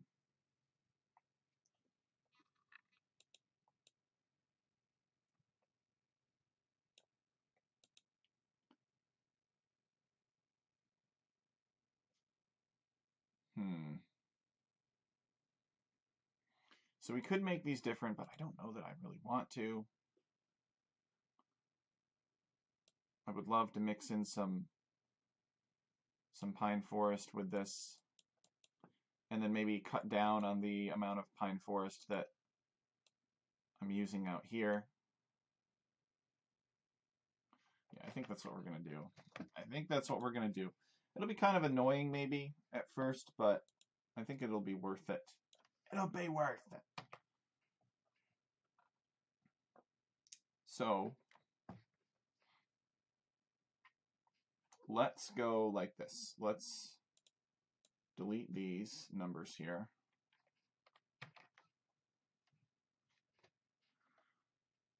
So let's insert rows above this one, and we'll insert a row above this one. Wait. We did that wrong. Insert rows above here. So Ozzy says, as more people entered the internet, they eventually entered the English side of it as well over time. I had the luck of having a classmate that was Canadian. Always spoke English with him since high school and learned to speak from there. I already knew how to read and hear from movies and games. Oh, that really helps. I've heard similar things though. For instance, I had a friend in college who was, her parents were Chinese, and she was from Chinatown in New York City. And I asked her one day why her English was so good. Her English was excellent. And you know, she was, if it was that she was gifted among the Chinese population of the university that I went to, because there were lots of people either from China or from like Chinese portions of America. And she said, no, it's not any particular talent. It's just the friends that you have and who you hang out with. Because she was always hanging out with people that were native to the area. Big, burly, white, Caucasian guys like me. That's who her friends were. So she spoke excellent English because of that. Okay, so let's put some snow pine trees in here. Yeah, there we go.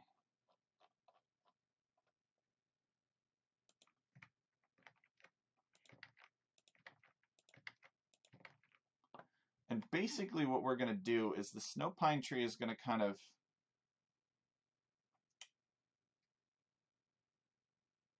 yeah, it's going to sort of be the basis for this.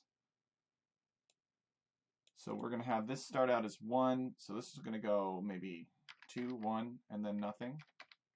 2, 1, and then nothing. 2, 1, and then nothing. This is going to go 3. Actually, we could go 2, 1, and then nothing. We'll try that.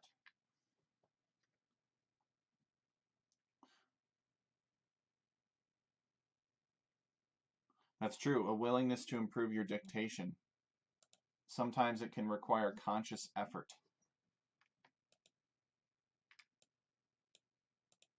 Okay, so we will copy this, paste it, paste it, paste it.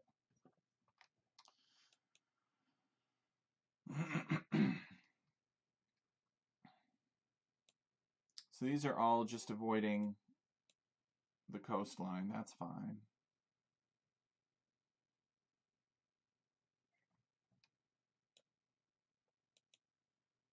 And now, let's drag that down. Aha, that's what I thought.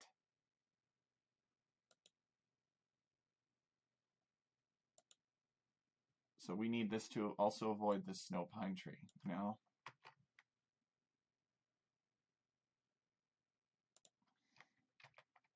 avoid the snow pine tree.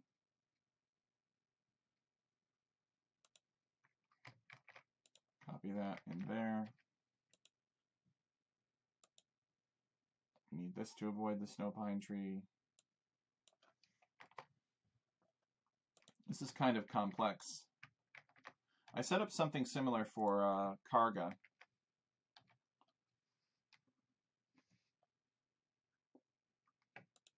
Okay, I think that this is auto-updated. Yeah, we just need to Drag this down. And let us copy a lot of these parameters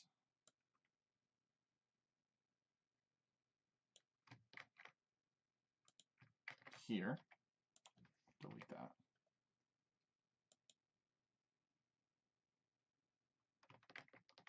Here. Delete that. And actually, we need one more snow pine tree. Which we will copy this and paste that down there. This is going to be a mess, but I think it'll work well. It can be complicated.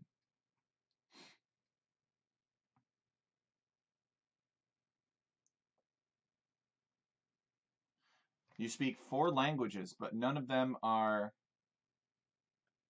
the official language of your country. What is the official language of Paraguay?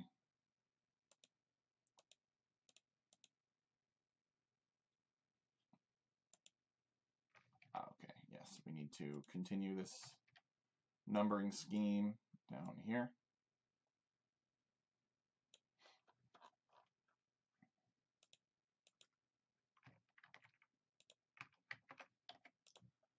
And then we need to update that to include the one before it.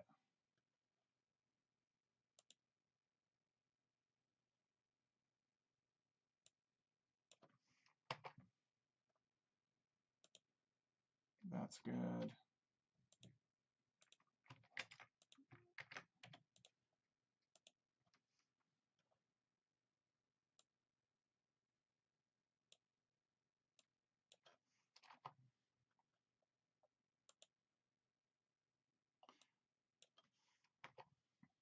Unfortunately, I'm not nearly as conversational when I'm playing Age of Empires,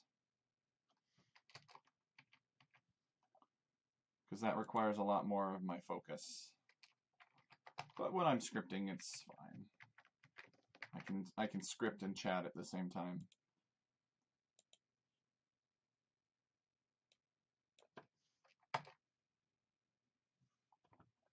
Okay, now we tell that we want that spacing to be 2. Your country actually has 2 official languages, and you speak one of them. Spanish and Guarani. Guarani being the native language. Pretty much 90% of the populace speaks either or both, mainly Spanish. 99% speak Spanish and 90% speak Guarani.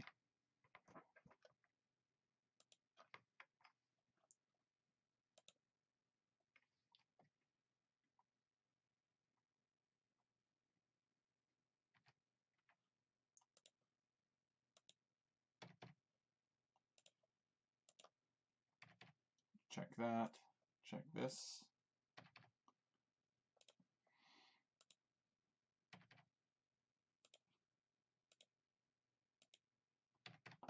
Looks good. I'm basically just checking to make sure it's not referencing itself, which I haven't unearthed an instance where it is.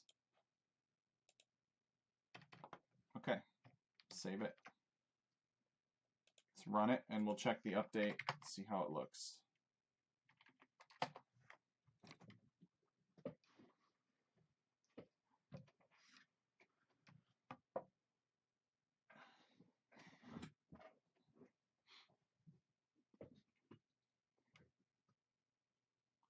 We are a weird country, to say the least.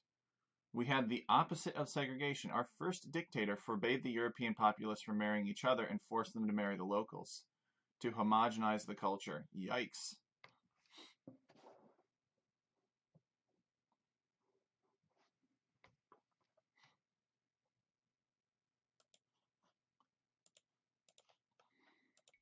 It probably worked, though.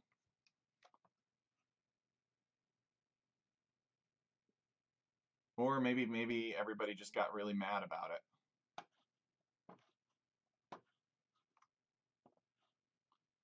Yeah, I think this is just about, I think this is pretty good.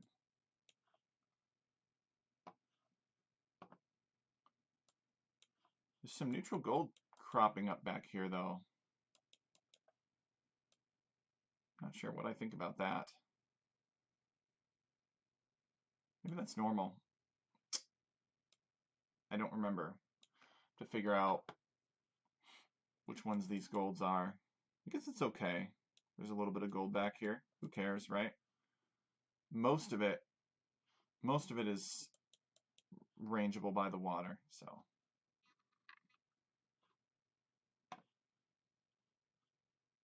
Way better rock dispersion now. Yep. Complicated, but we got there.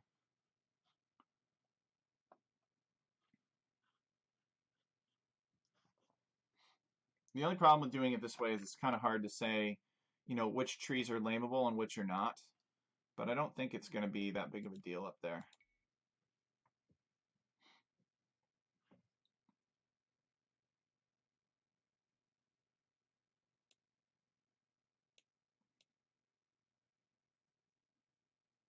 Yeah, it's fine. It's fine.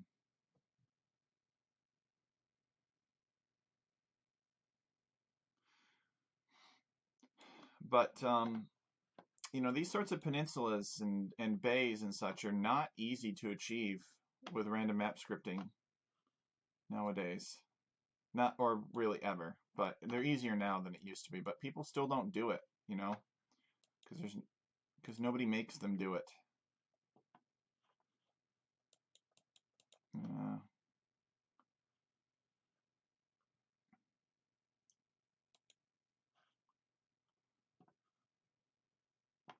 Lameable trees. So a tree is lameable if a villager can chop it down and then build a palisade on top of it and then delete the palisade to effectively remove the tree. So for instance, the straggler trees that are around your town center are considered lameable because they are placed as objects. They are not placed as a terrain of tree objects on top of a certain terrain type. So straggler trees are lameable. You could make perfect forests around, around on Arabia, you could make perfect forests around player town centers if the trees were objects, but you can't do that because if you did, then somebody would just send their villager forward and chop a tree and then build a palisade and delete it, and it's harder to read on the minimap.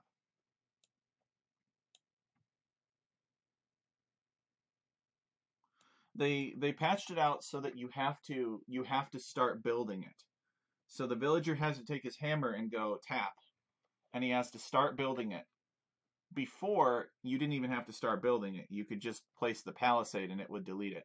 But now you have to actually start building it. But it can still be done.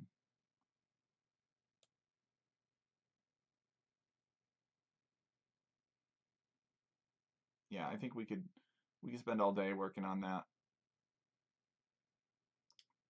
But we should call that good for now.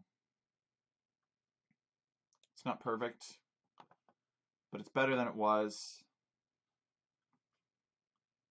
It'd be a lot of fun to try.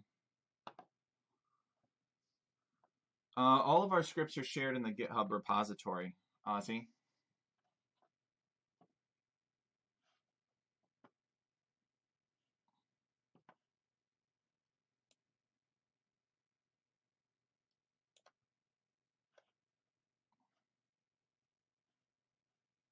Yeah, exactly. Instaplop the farms, you know it.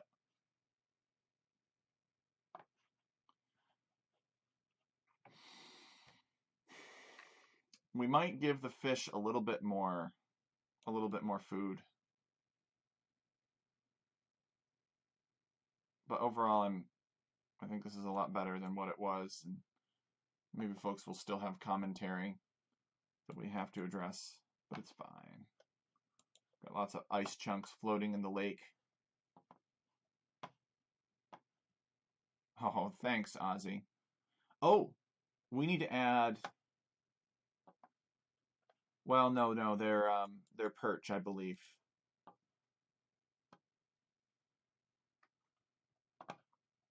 Well, I think I have a little more than 200 subscribers on YouTube, so I'm not really that well known, but I'm better known than most map scripters probably. The larger following. I don't think there's anybody else out there that scripts random maps that has the same size following. Cruzzini probably could very easily if he tried, but Cruzzini does not really make content.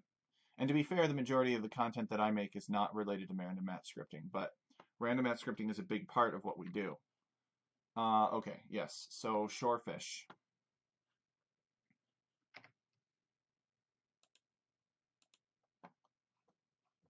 So we're gonna leave this for now. I think it'll be okay.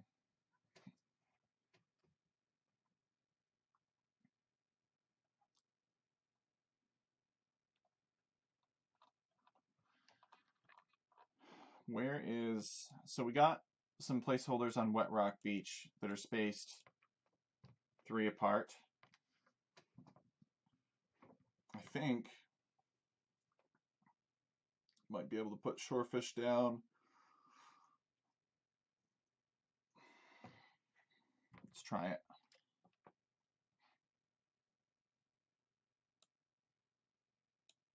So let's delete all of these.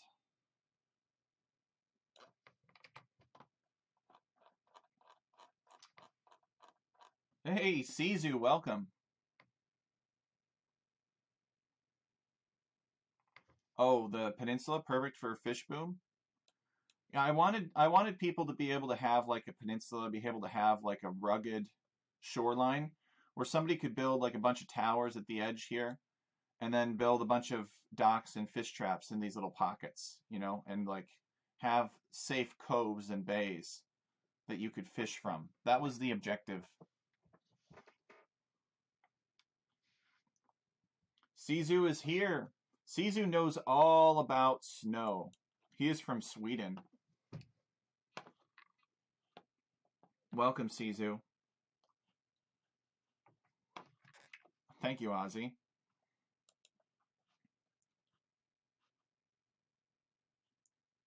I wonder actually how much of this can be walled here. So you could actually, you probably could close that. Yeah, you could close it off. That would be pretty handy. And then you could have your fish boom inside with all your fish traps. Possible strategy. Sizu is a snow expert. He loves the cove. Ozzy likes the cove. This is Ozzy's cove. Okay, we need to make sure that we get those shorefish in. So let us insert a row here, and we'll copy this.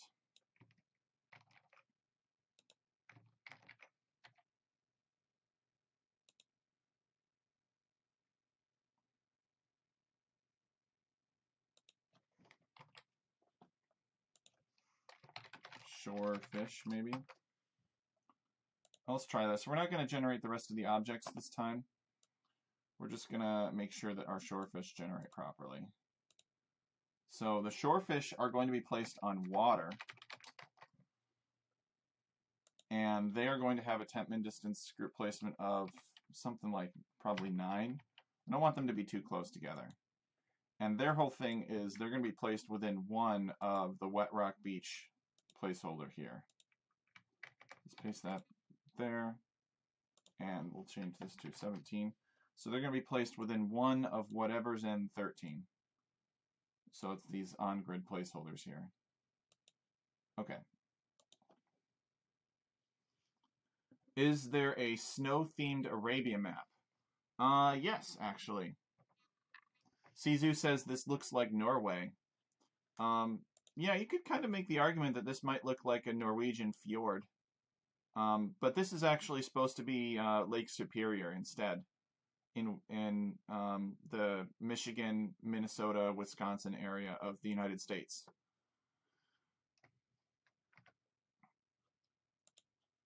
There is a snow-themed Arabia map. Let me see if I have it here. Zetnus made one. No, I don't have it. I don't have it handy. Zetnus is a friend of mine. He wrote the book on random map scripting. Super knowledgeable.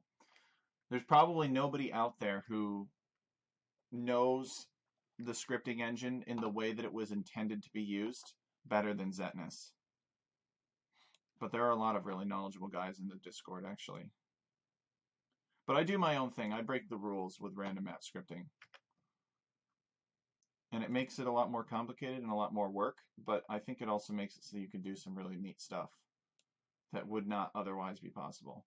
All right, so we are placing within one of whatever's in 13, which are these invisible objects, and they're being placed on the wet rock beach. So the wet rock beach is everything around here.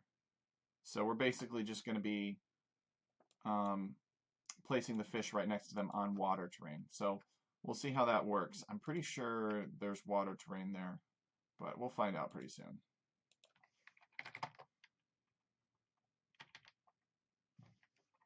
And remember, we're not doing all of the objects just so it's a little bit faster.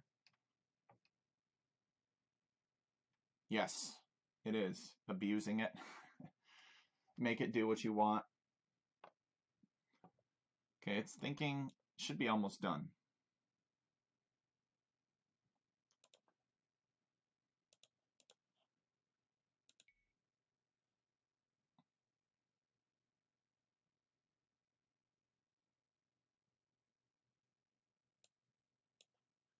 Okay, excellent. We have shorefish, guys. So you note the rest of the map is pretty clean. Just the shorefish here. And they're everywhere. They're on the islands too. I mean, we got geese. We got everything. Okay. So we can copy down the rest of it. Yeah, that one was easy. I was expecting that one to be easy. They're usually not that easy. Now, is there anything else that this needs? We got the geese. Oh. Ibex. Ozzy recommended some Ibex. Sizu asks, you got a haircut lately? I do my own haircuts, Sizu. I get clippers and I just go zzz, and just cut it all away. Let's see. Trying to think of what they have to respect. I don't think they really have to respect much. Sure, let's put some Ibex up there. Why not? Why not? Literally, why not? So where we're putting things on Snow Light, not Snow White, Snow Light. Let's see. Gold, stones, relics, Snow Light. I was trying to figure out where I want to put it. Where's the zebra?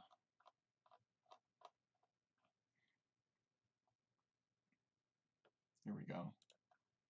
It's kind of there. Yeah, whatever. Well, we should put it after these, so we will probably put it right here. So we'll delete these. Copy that. Paste it here. So these aren't, we're not putting down graves. We actually do have some grave sites to remember the sailors. Okay, so this is going to be DLC Ibex. No second object for them. Going to be on Snow Light. Temp and distance group placement of 5. That looks good. We could. Now let's get rid of these for now. I don't think we need them.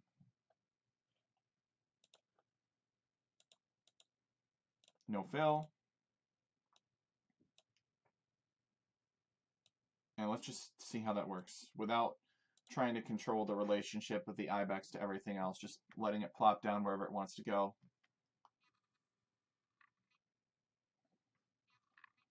You go a similar route with your hair. It's too much work to keep a consistent hair look. I agree. There's a lot of work. Okay.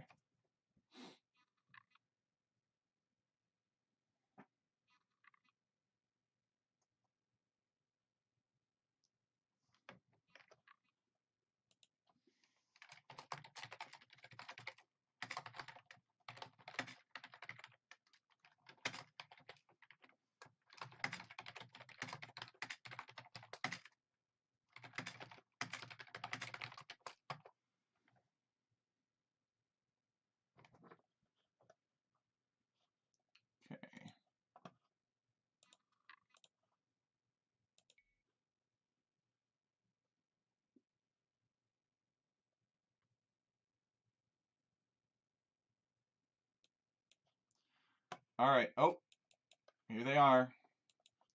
Now we're only placing one ibex. Maybe we should place more than one. They do tend to live in herds. And we could also tell them to avoid the geese. The geese are huntable animals. What do you guys think? Should we tell the ibex to avoid the shore? I feel like that would kind of be the right thing to do. Telling them to avoid this snow area. Looks fine otherwise, though. Maybe 2 or 3 ibex. Not a lot. Don't need a lot. There's so much food on the map already. Avoid the shores. Well, we can do that.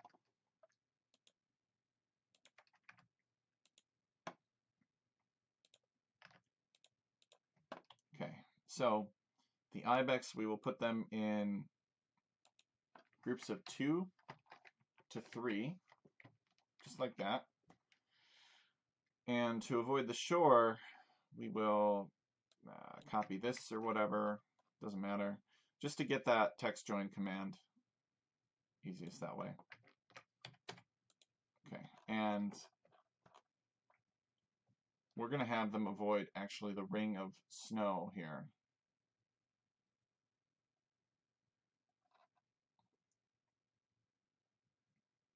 Here we go. So whatever's in A10. Oh, they're already avoiding whatever's in A10. That's nice. And let's see. A10s are spaced 4 apart, so they have to avoid by at least 5.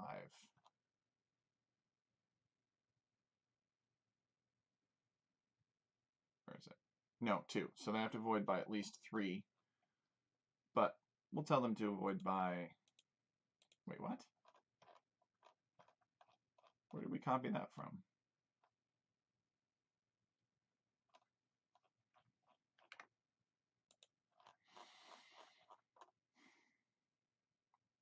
Min distance group placement for that is 2. So therefore, you need to be more than that. Otherwise you won't produce a meaningful avoidance. Where did we get that from? Up here? Oh, whoops, we did this one today. Oh, that would explain why it's so patchy. Ah, whatever. Whatever. Looks fine. It's just a cosmetic thing. It's okay. Nothing depends on it.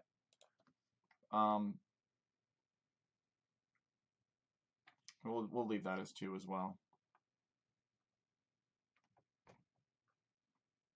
Oh no, we'll bump that up to like probably 6. It's fine. I like to recycle sizes that I'm already using just because it's one fewer act area that it has to generate. So this one does 3 for 6.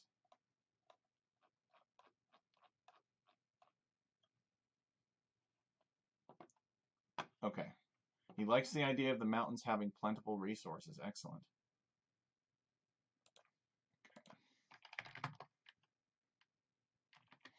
Yeah, it's non-trivial. It goes in there and it basically finds everything.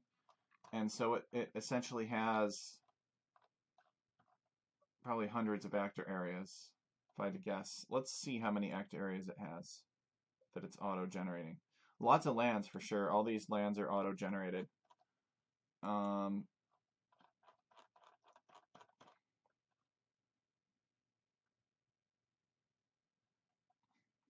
So it looks like about 80 actor areas. A little over 80.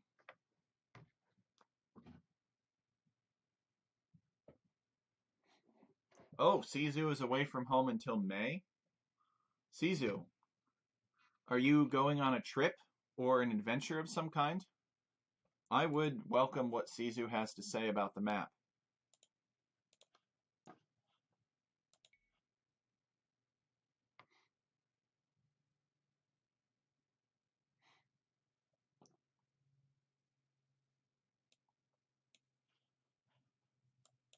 Okay, here they are. Okay, so we got 3 ibex here. We got 3 ibex here. Some ibex here. Yeah, that's good. Some ibex are here though. They're kind of trapped. Maybe they're trapped. I don't know. But I'm okay. I'm all right with the idea. We could always give the ibex forest avoidance, which is not a big deal to do that. So they don't get trapped in the forest like that. So these ibex would have ended up out here instead. And we always have this border here to guarantee that you could walk all the way around, unless somebody walled it off. Ibex there. I'm going to give the ibex a force distance of 2, I think.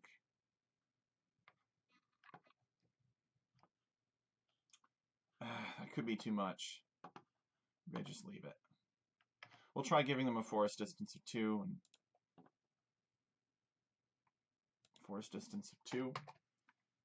We'll see how that works. If we put 1, they would actually be placed on the forest, which we don't want.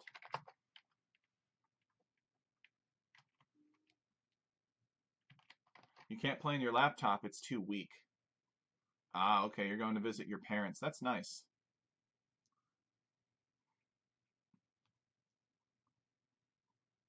Parents are very wise, and they care about you.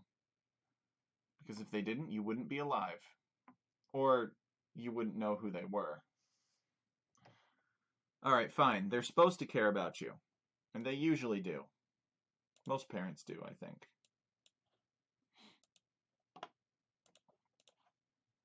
Okay, so let's keep this seed and see how it looks. We still get the ibex. Or if they don't really have a valid place to spawn anymore. There's some ibex in here. Yeah, they're alright. They're not as numerous, but they're okay. I'm fine with this. Yeah, it's fine.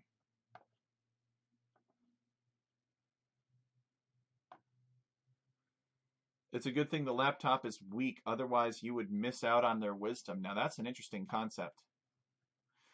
All right, I think we're pretty much done with GitcheGumee here. At least with the object generation section. Let's check. This isn't something that we can really look at. Look at all of these. Oh my gosh. Could you imagine having to like make a tiny update and then having to fix all of that like every single time? It'd be a nightmare. Okay, so we are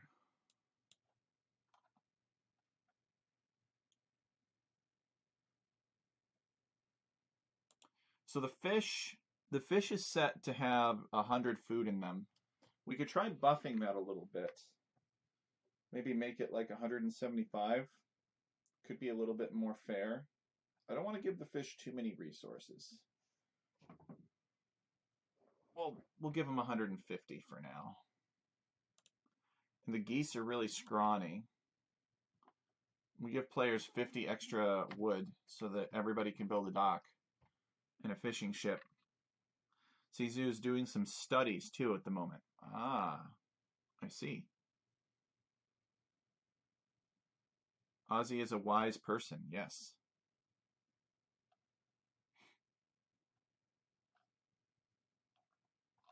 Okay. Trying to think if there was anything else that we wanted to do with this.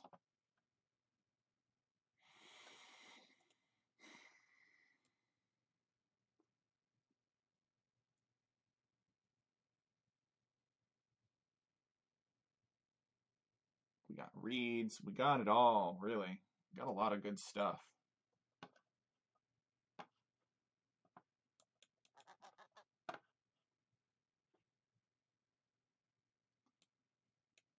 He's not wise, he just knows a lot. An interesting twist.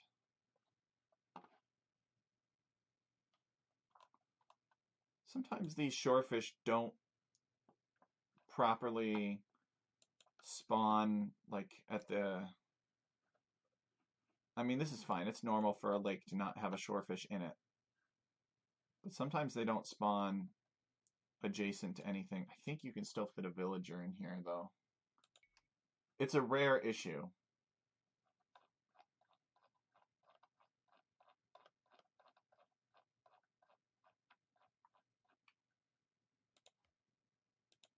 Yeah, somebody could stand there.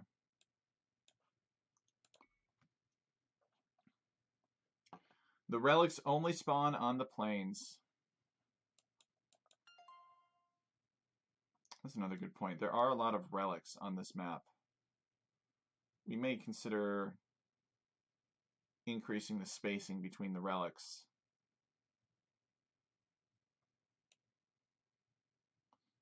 That's true. Sometimes they do. And that's one of the standard maps. They can be overlooked. Yeah, thanks for reminding me, Ozzy. The relics should be spaced out a bit more. Let's see, what are the rules for the relics? They have to avoid 39 and 40 by 4. 39 and 40 are the golds and stones. Wait, what? And I guess they can otherwise spawn anywhere. So why aren't they spawning up here then? Surely we would have seen something.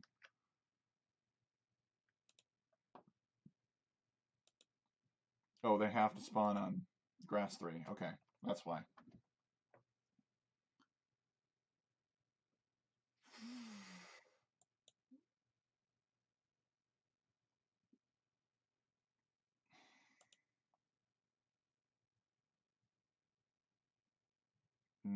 Okay. So we're only requesting 4 relics, but we're scaling it according to map size.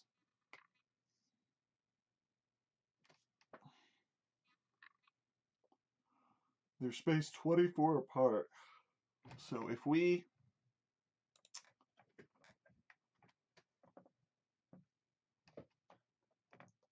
come back down here to tiny size and we generate it again, how many relics do we get? That's true. Interesting relic battles are good. So we basically are getting 4 or 5 relics. So that looks good. I'll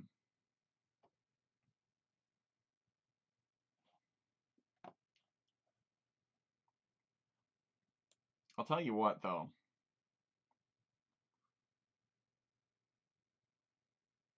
Yeah, 4 relics. It really does do too many relics for the large size. So let's try. I had another idea. Maybe we could try something a little bit different. We'll wipe all this out.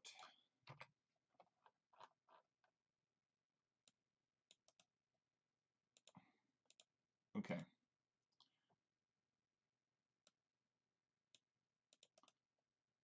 So rows above.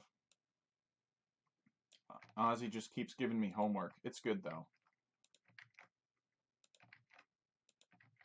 So 1, 2, 3, 4, 5. So we got the relics right here.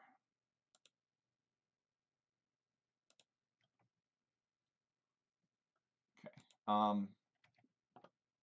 All spawning on grass 2, all with that same forest distance. 10-min distance group placement of 24.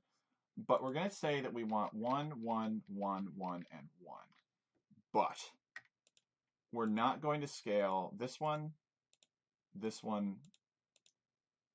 Actually, we're gonna scale only the first 2, just to mitigate risk. We're gonna do no scaling on the final 3. And I think that this should help tone down the amount of relics here, because now instead of scaling up 5, we're going to be scaling up 3. And it still adds to the right amount. So this should produce the desired effect. We just have to make sure that we tell this one to avoid this other one by 24, and and so on and so forth. The relics are all supposed to avoid each other by 24. So come over here and avoid that. Yep, just like that. So this is going to be 4, 4, 24. And we'll copy this and paste that there. And this is what the, oh no. We don't want V, we want A. A. All right, there we go. Yes. That was a close one.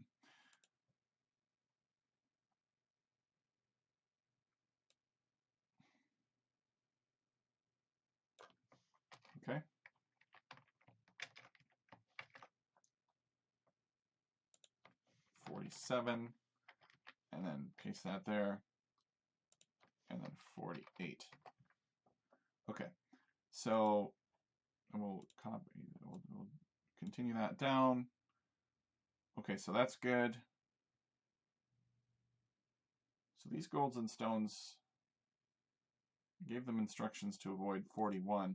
So these golds and stones are now going to have to avoid the relics, all of these relics, which kind of complicates it a little bit, I guess. But it'll be okay. We can always adjust that. But we're not going to spawn them yet. We're just going to test the relics to make sure that the relics spawn properly. So the first two are 4s, and then the second two are going to be 24. 4, comma 4, comma 24, comma 24, comma 24.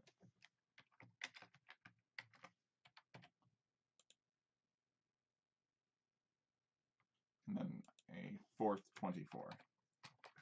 So basically it says this one relic, go and find some place on the map that is 24 away from all of the other relics and 4 away from this golden stone up here. So let's see if this spawns a little bit better. So these first two are scaled to map size and the remainder are not. So let's see if we can predict. For a tiny map, the scaling factor of 1 is basically applied to all these, and then we add it up. So we do 1 times this, which is 1, and then we add it all up, and that's 5. For a giant map, or for a large map, a scaling factor of approximately 2 is applied. So these are 2 plus 2 plus 3 more, which is 7. So that's pretty close to the 8 that's recommended, I think. Okay. Let's generate it now, just to check it out. But if this works, if this technique works, then this could have a lot of promise for some of our other maps.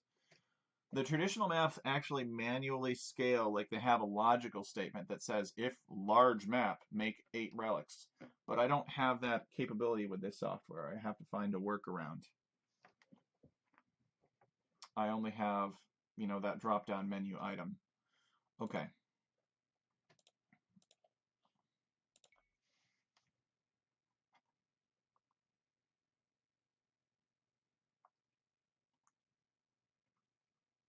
All right, that looks pretty good. There's 5 relics. It looks like they did a decent job of choosing relatively fair locations. I'll hit generate again.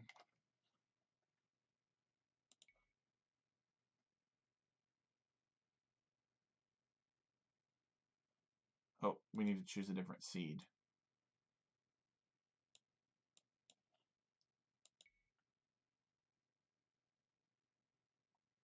I mean, it's a little unfair. Maybe whoever's on this side is going to get 3 relics.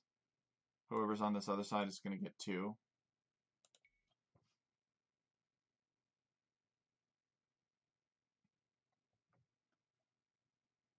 Yeah, there's not much you can do about that, honestly. Except to make 1 relic exactly in the center at all times. Which we could maybe potentially do, but I don't know that if I care enough to do it. Because you don't know what side you're going to get.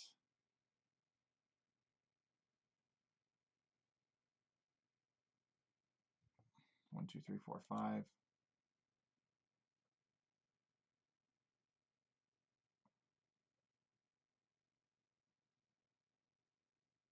Hmm.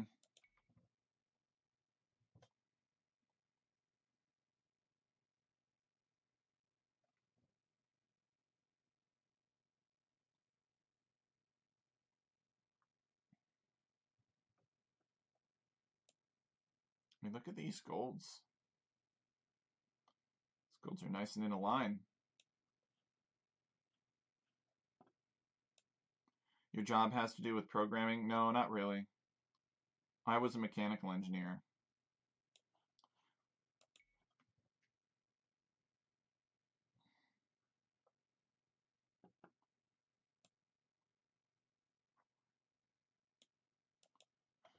Yeah.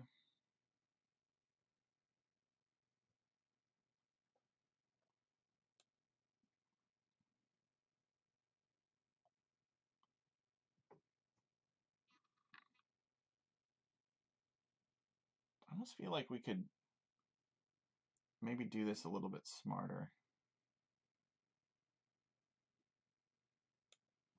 Well, anyway, let's test it to see what happens on a giant map size. How many relics spawn? Because it'll be more fair that way.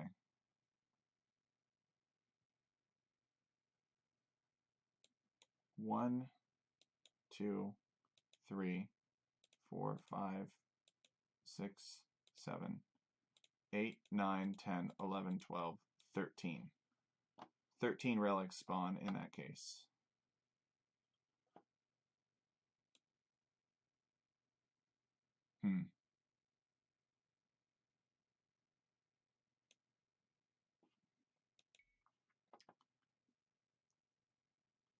Let's try it again. It's better than it was. So maybe we only scale one of them then.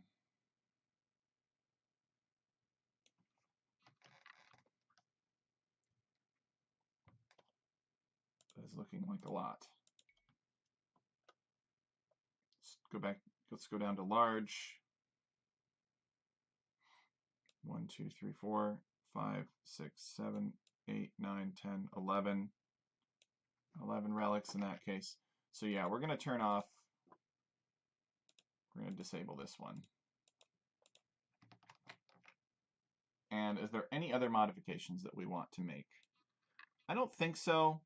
I don't really care too much about the relic distribution in terms of fairness, because number one, I don't ever see this map being played in a 1v1. But number two, there's so much gold along the coast of Lake Superior that the relics are not as important. We're basically just doing this to get the Lithuanians under control when this map is played.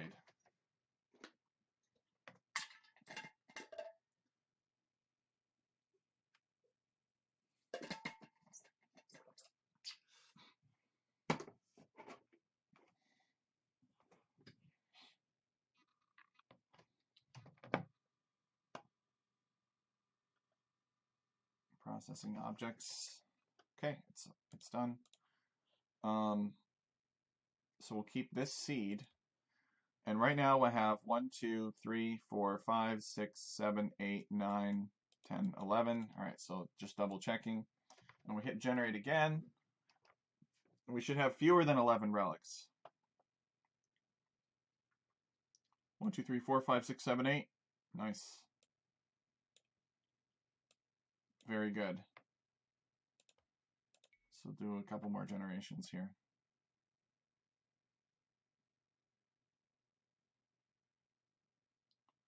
One, 2, 3, 4, 5, 6, 7, 8.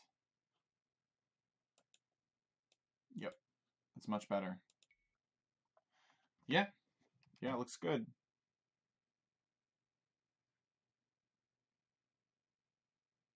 Yeah, exactly. Those Lithuanian players really need to fight for that +4 bonus. So Ozzy, Nightbot just went off on the Discord. It's the best way to get access to the scripts. I've got a lot of scripts. The best way for me to share that.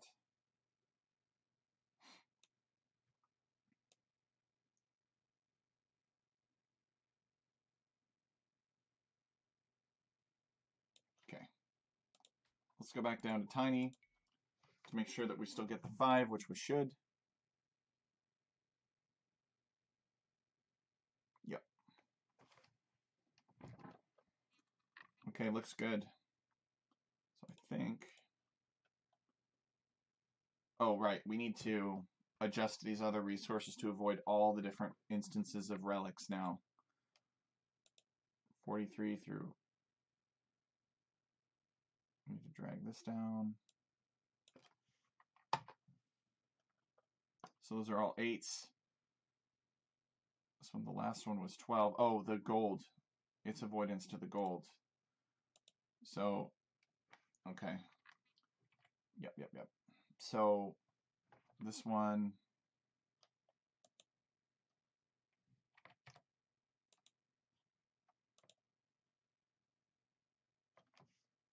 Oh, we're only having the cows and the deer avoid the golden stone.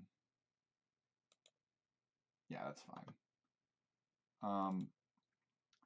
So we need 1, 2, 3, 4, 5, 6, 6 eighths.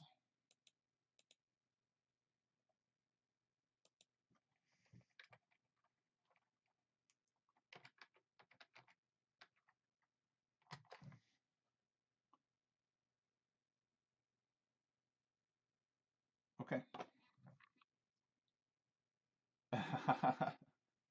Yeah, no worries. After this stream, I'll send you a link to the GitHub repository.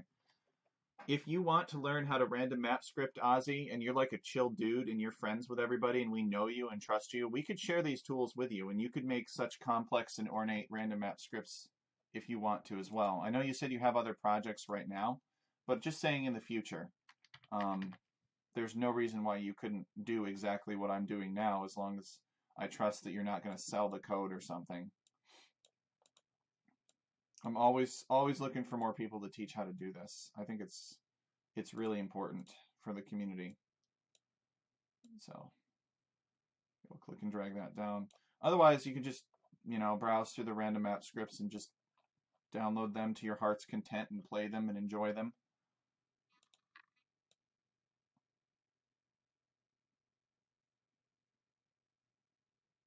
Okay. Yeah, that looks like it's going to be good. Trust needs to be earned and is seldom recovered when lost. That is true. Hard to get, easy to lose.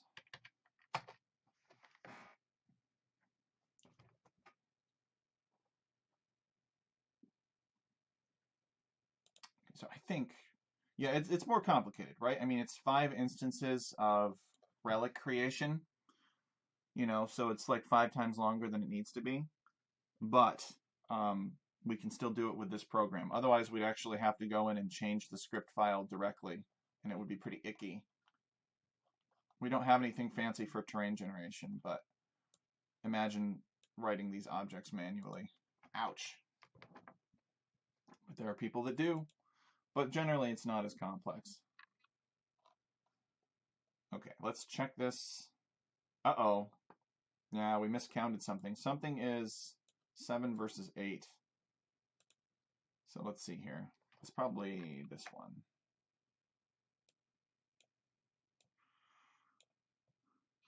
So we got, okay. We need another 8 in here, I think. So you'll note that this one is only 1. That's because it assumes that all of these are 8. But if you want different distances, you have to specify all of them. So that's why this needs to be the right length. Otherwise, it says, well, you're specifying 8 arguments here, but you've only got 7 distances. 8 different rows to avoid, but only 7 different distances. So I don't know what to do. So it gets confused. Okay.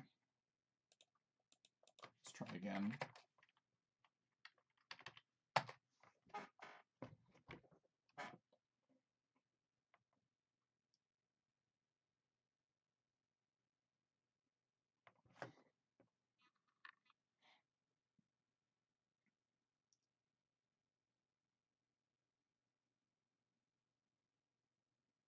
Okay, I'm writing to file. So it executed successfully. So now we should be able to hit generate, and it should flood all the other objects in now. 1, 2, 3, 4, 5. We've got the cows, the ibex, the villagers, the lake, the fish. Oh, we got some ibex on this lonely little island. Well, they're going to have a really cold swim home, huh? I don't know that I like the ibexes on that island, actually. How are the ibexes even allowed to be on those islands? That does not make any sense at all.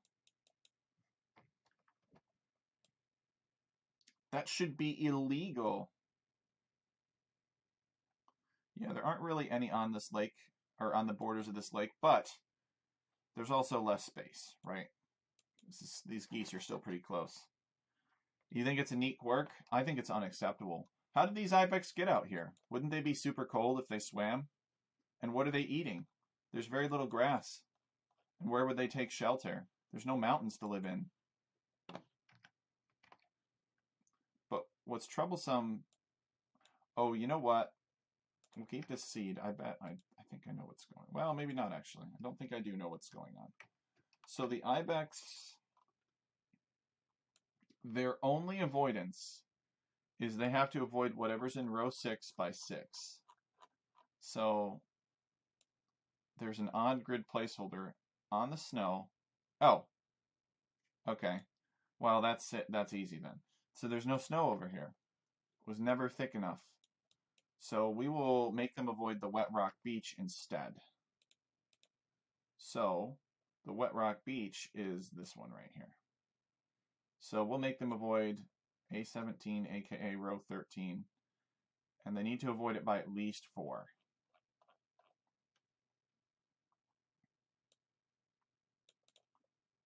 A17, and they need to avoid it by 4, at least. I think we had 6 earlier. It should be greater than that because it's actually kind of further away. So we'll make it like, 8. Save it, and then we'll update it, and it should work all nice.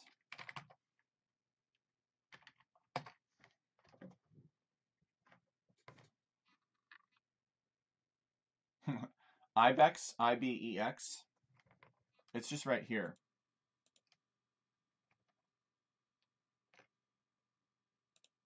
DLC Ibex.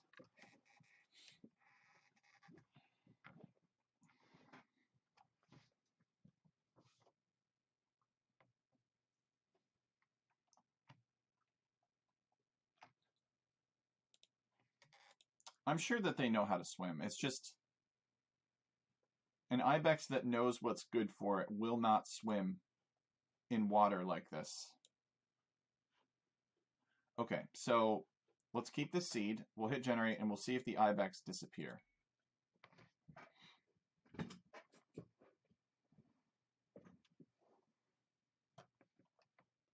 come check this island, and indeed the ibex are no longer there.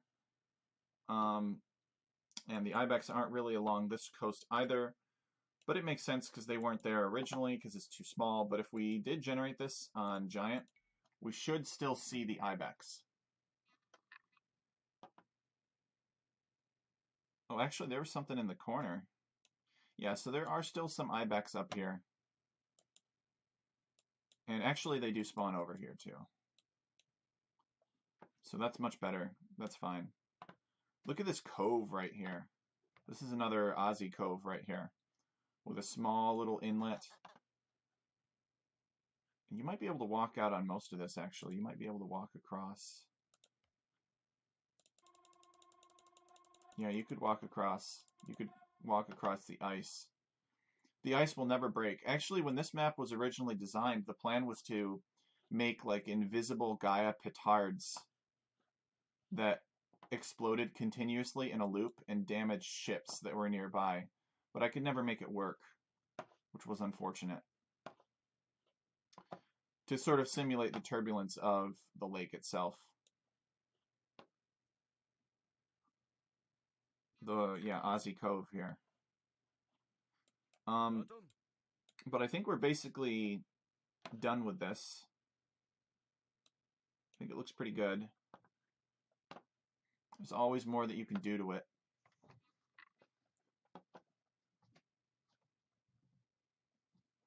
A quick Google search tells me that ibex do swim to reach new grazing areas. That makes sense.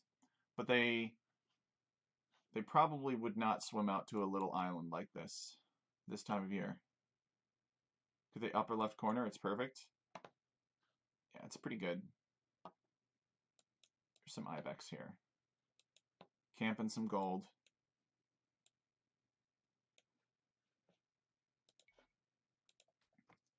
So let's see, 8 players.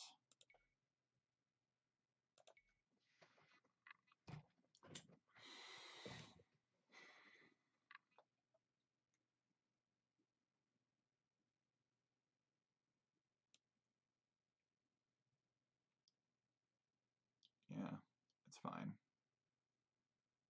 Are there any other issues with this map? I'm trying to think. I don't remember any. I think the big thing was building space, and we resolved that by concentrating the rocks closer to the mountains instead of just dispersing them randomly throughout the forests. And of course, replacing the terrain so that you could build here. You can still wall this off. So to that end, we may start players with a transport ship. But I think I'd like to test it before making that decision. How is the 8-player generation on a tiny map? It probably still happens, but because it's a nomad map, it's easier to work. But I don't think you'd want to do that.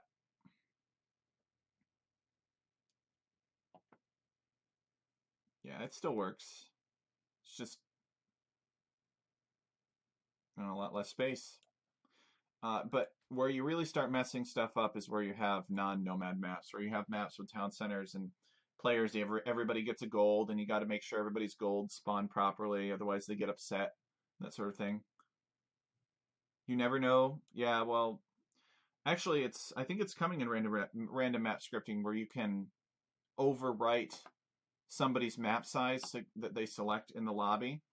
So you could have a logical that basically says if it's a 1-player game or a 2-player game or a 4-player game or an 8-player game, make the map this big no matter what, regardless of what they selected in the lobby, which I'm looking forward to, so that folks cannot abuse it so easily.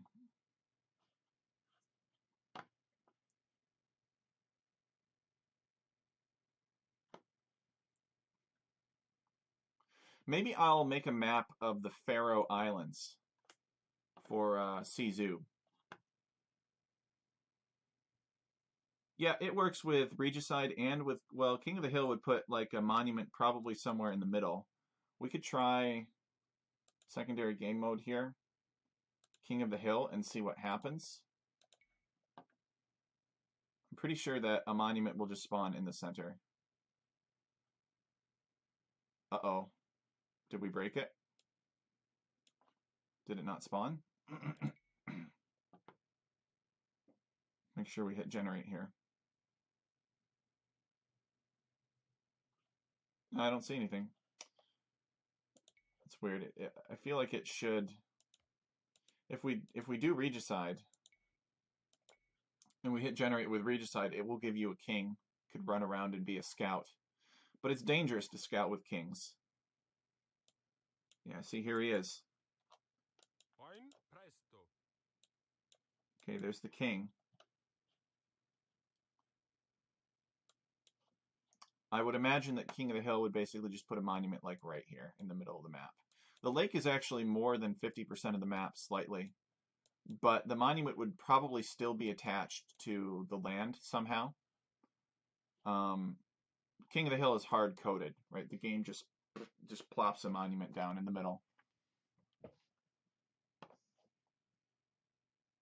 No, it's fine. It's fine. We've already accounted for Regicide.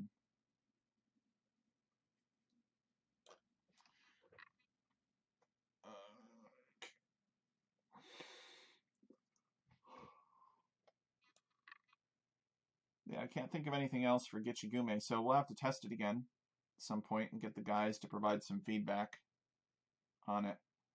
But I think they'll be happy. So I'm going to end the stream here. I will probably come back and work on more scripts maybe this afternoon, but I'm going to do a few things first. And it'll also give me kind of a nice chapter because we basically just worked on GitcheGumee today, but I have many more map scripts. So it was a pleasure to meet you, Ozzy. I hope I'll see you again on stream soon. I would welcome your help play testing any of these creations. And like I said, if you ever find that you have the time to learn, I'd be happy to teach you. So always looking for more people to sort of push the limits of what's possible with random map scripting here. So thank you for your suggestions, your feedback, and all the love and appreciation. It motivates me to keep making random map scripts. And maybe someday the pros won't chicken out. They'll actually play my maps someday. That's kind of got my fingers crossed. That they won't look at this and be like, whoa, that's too different. We can't play that. And they'll be like, oh, wow, that looks cool. Let's try that out. That'd be fun.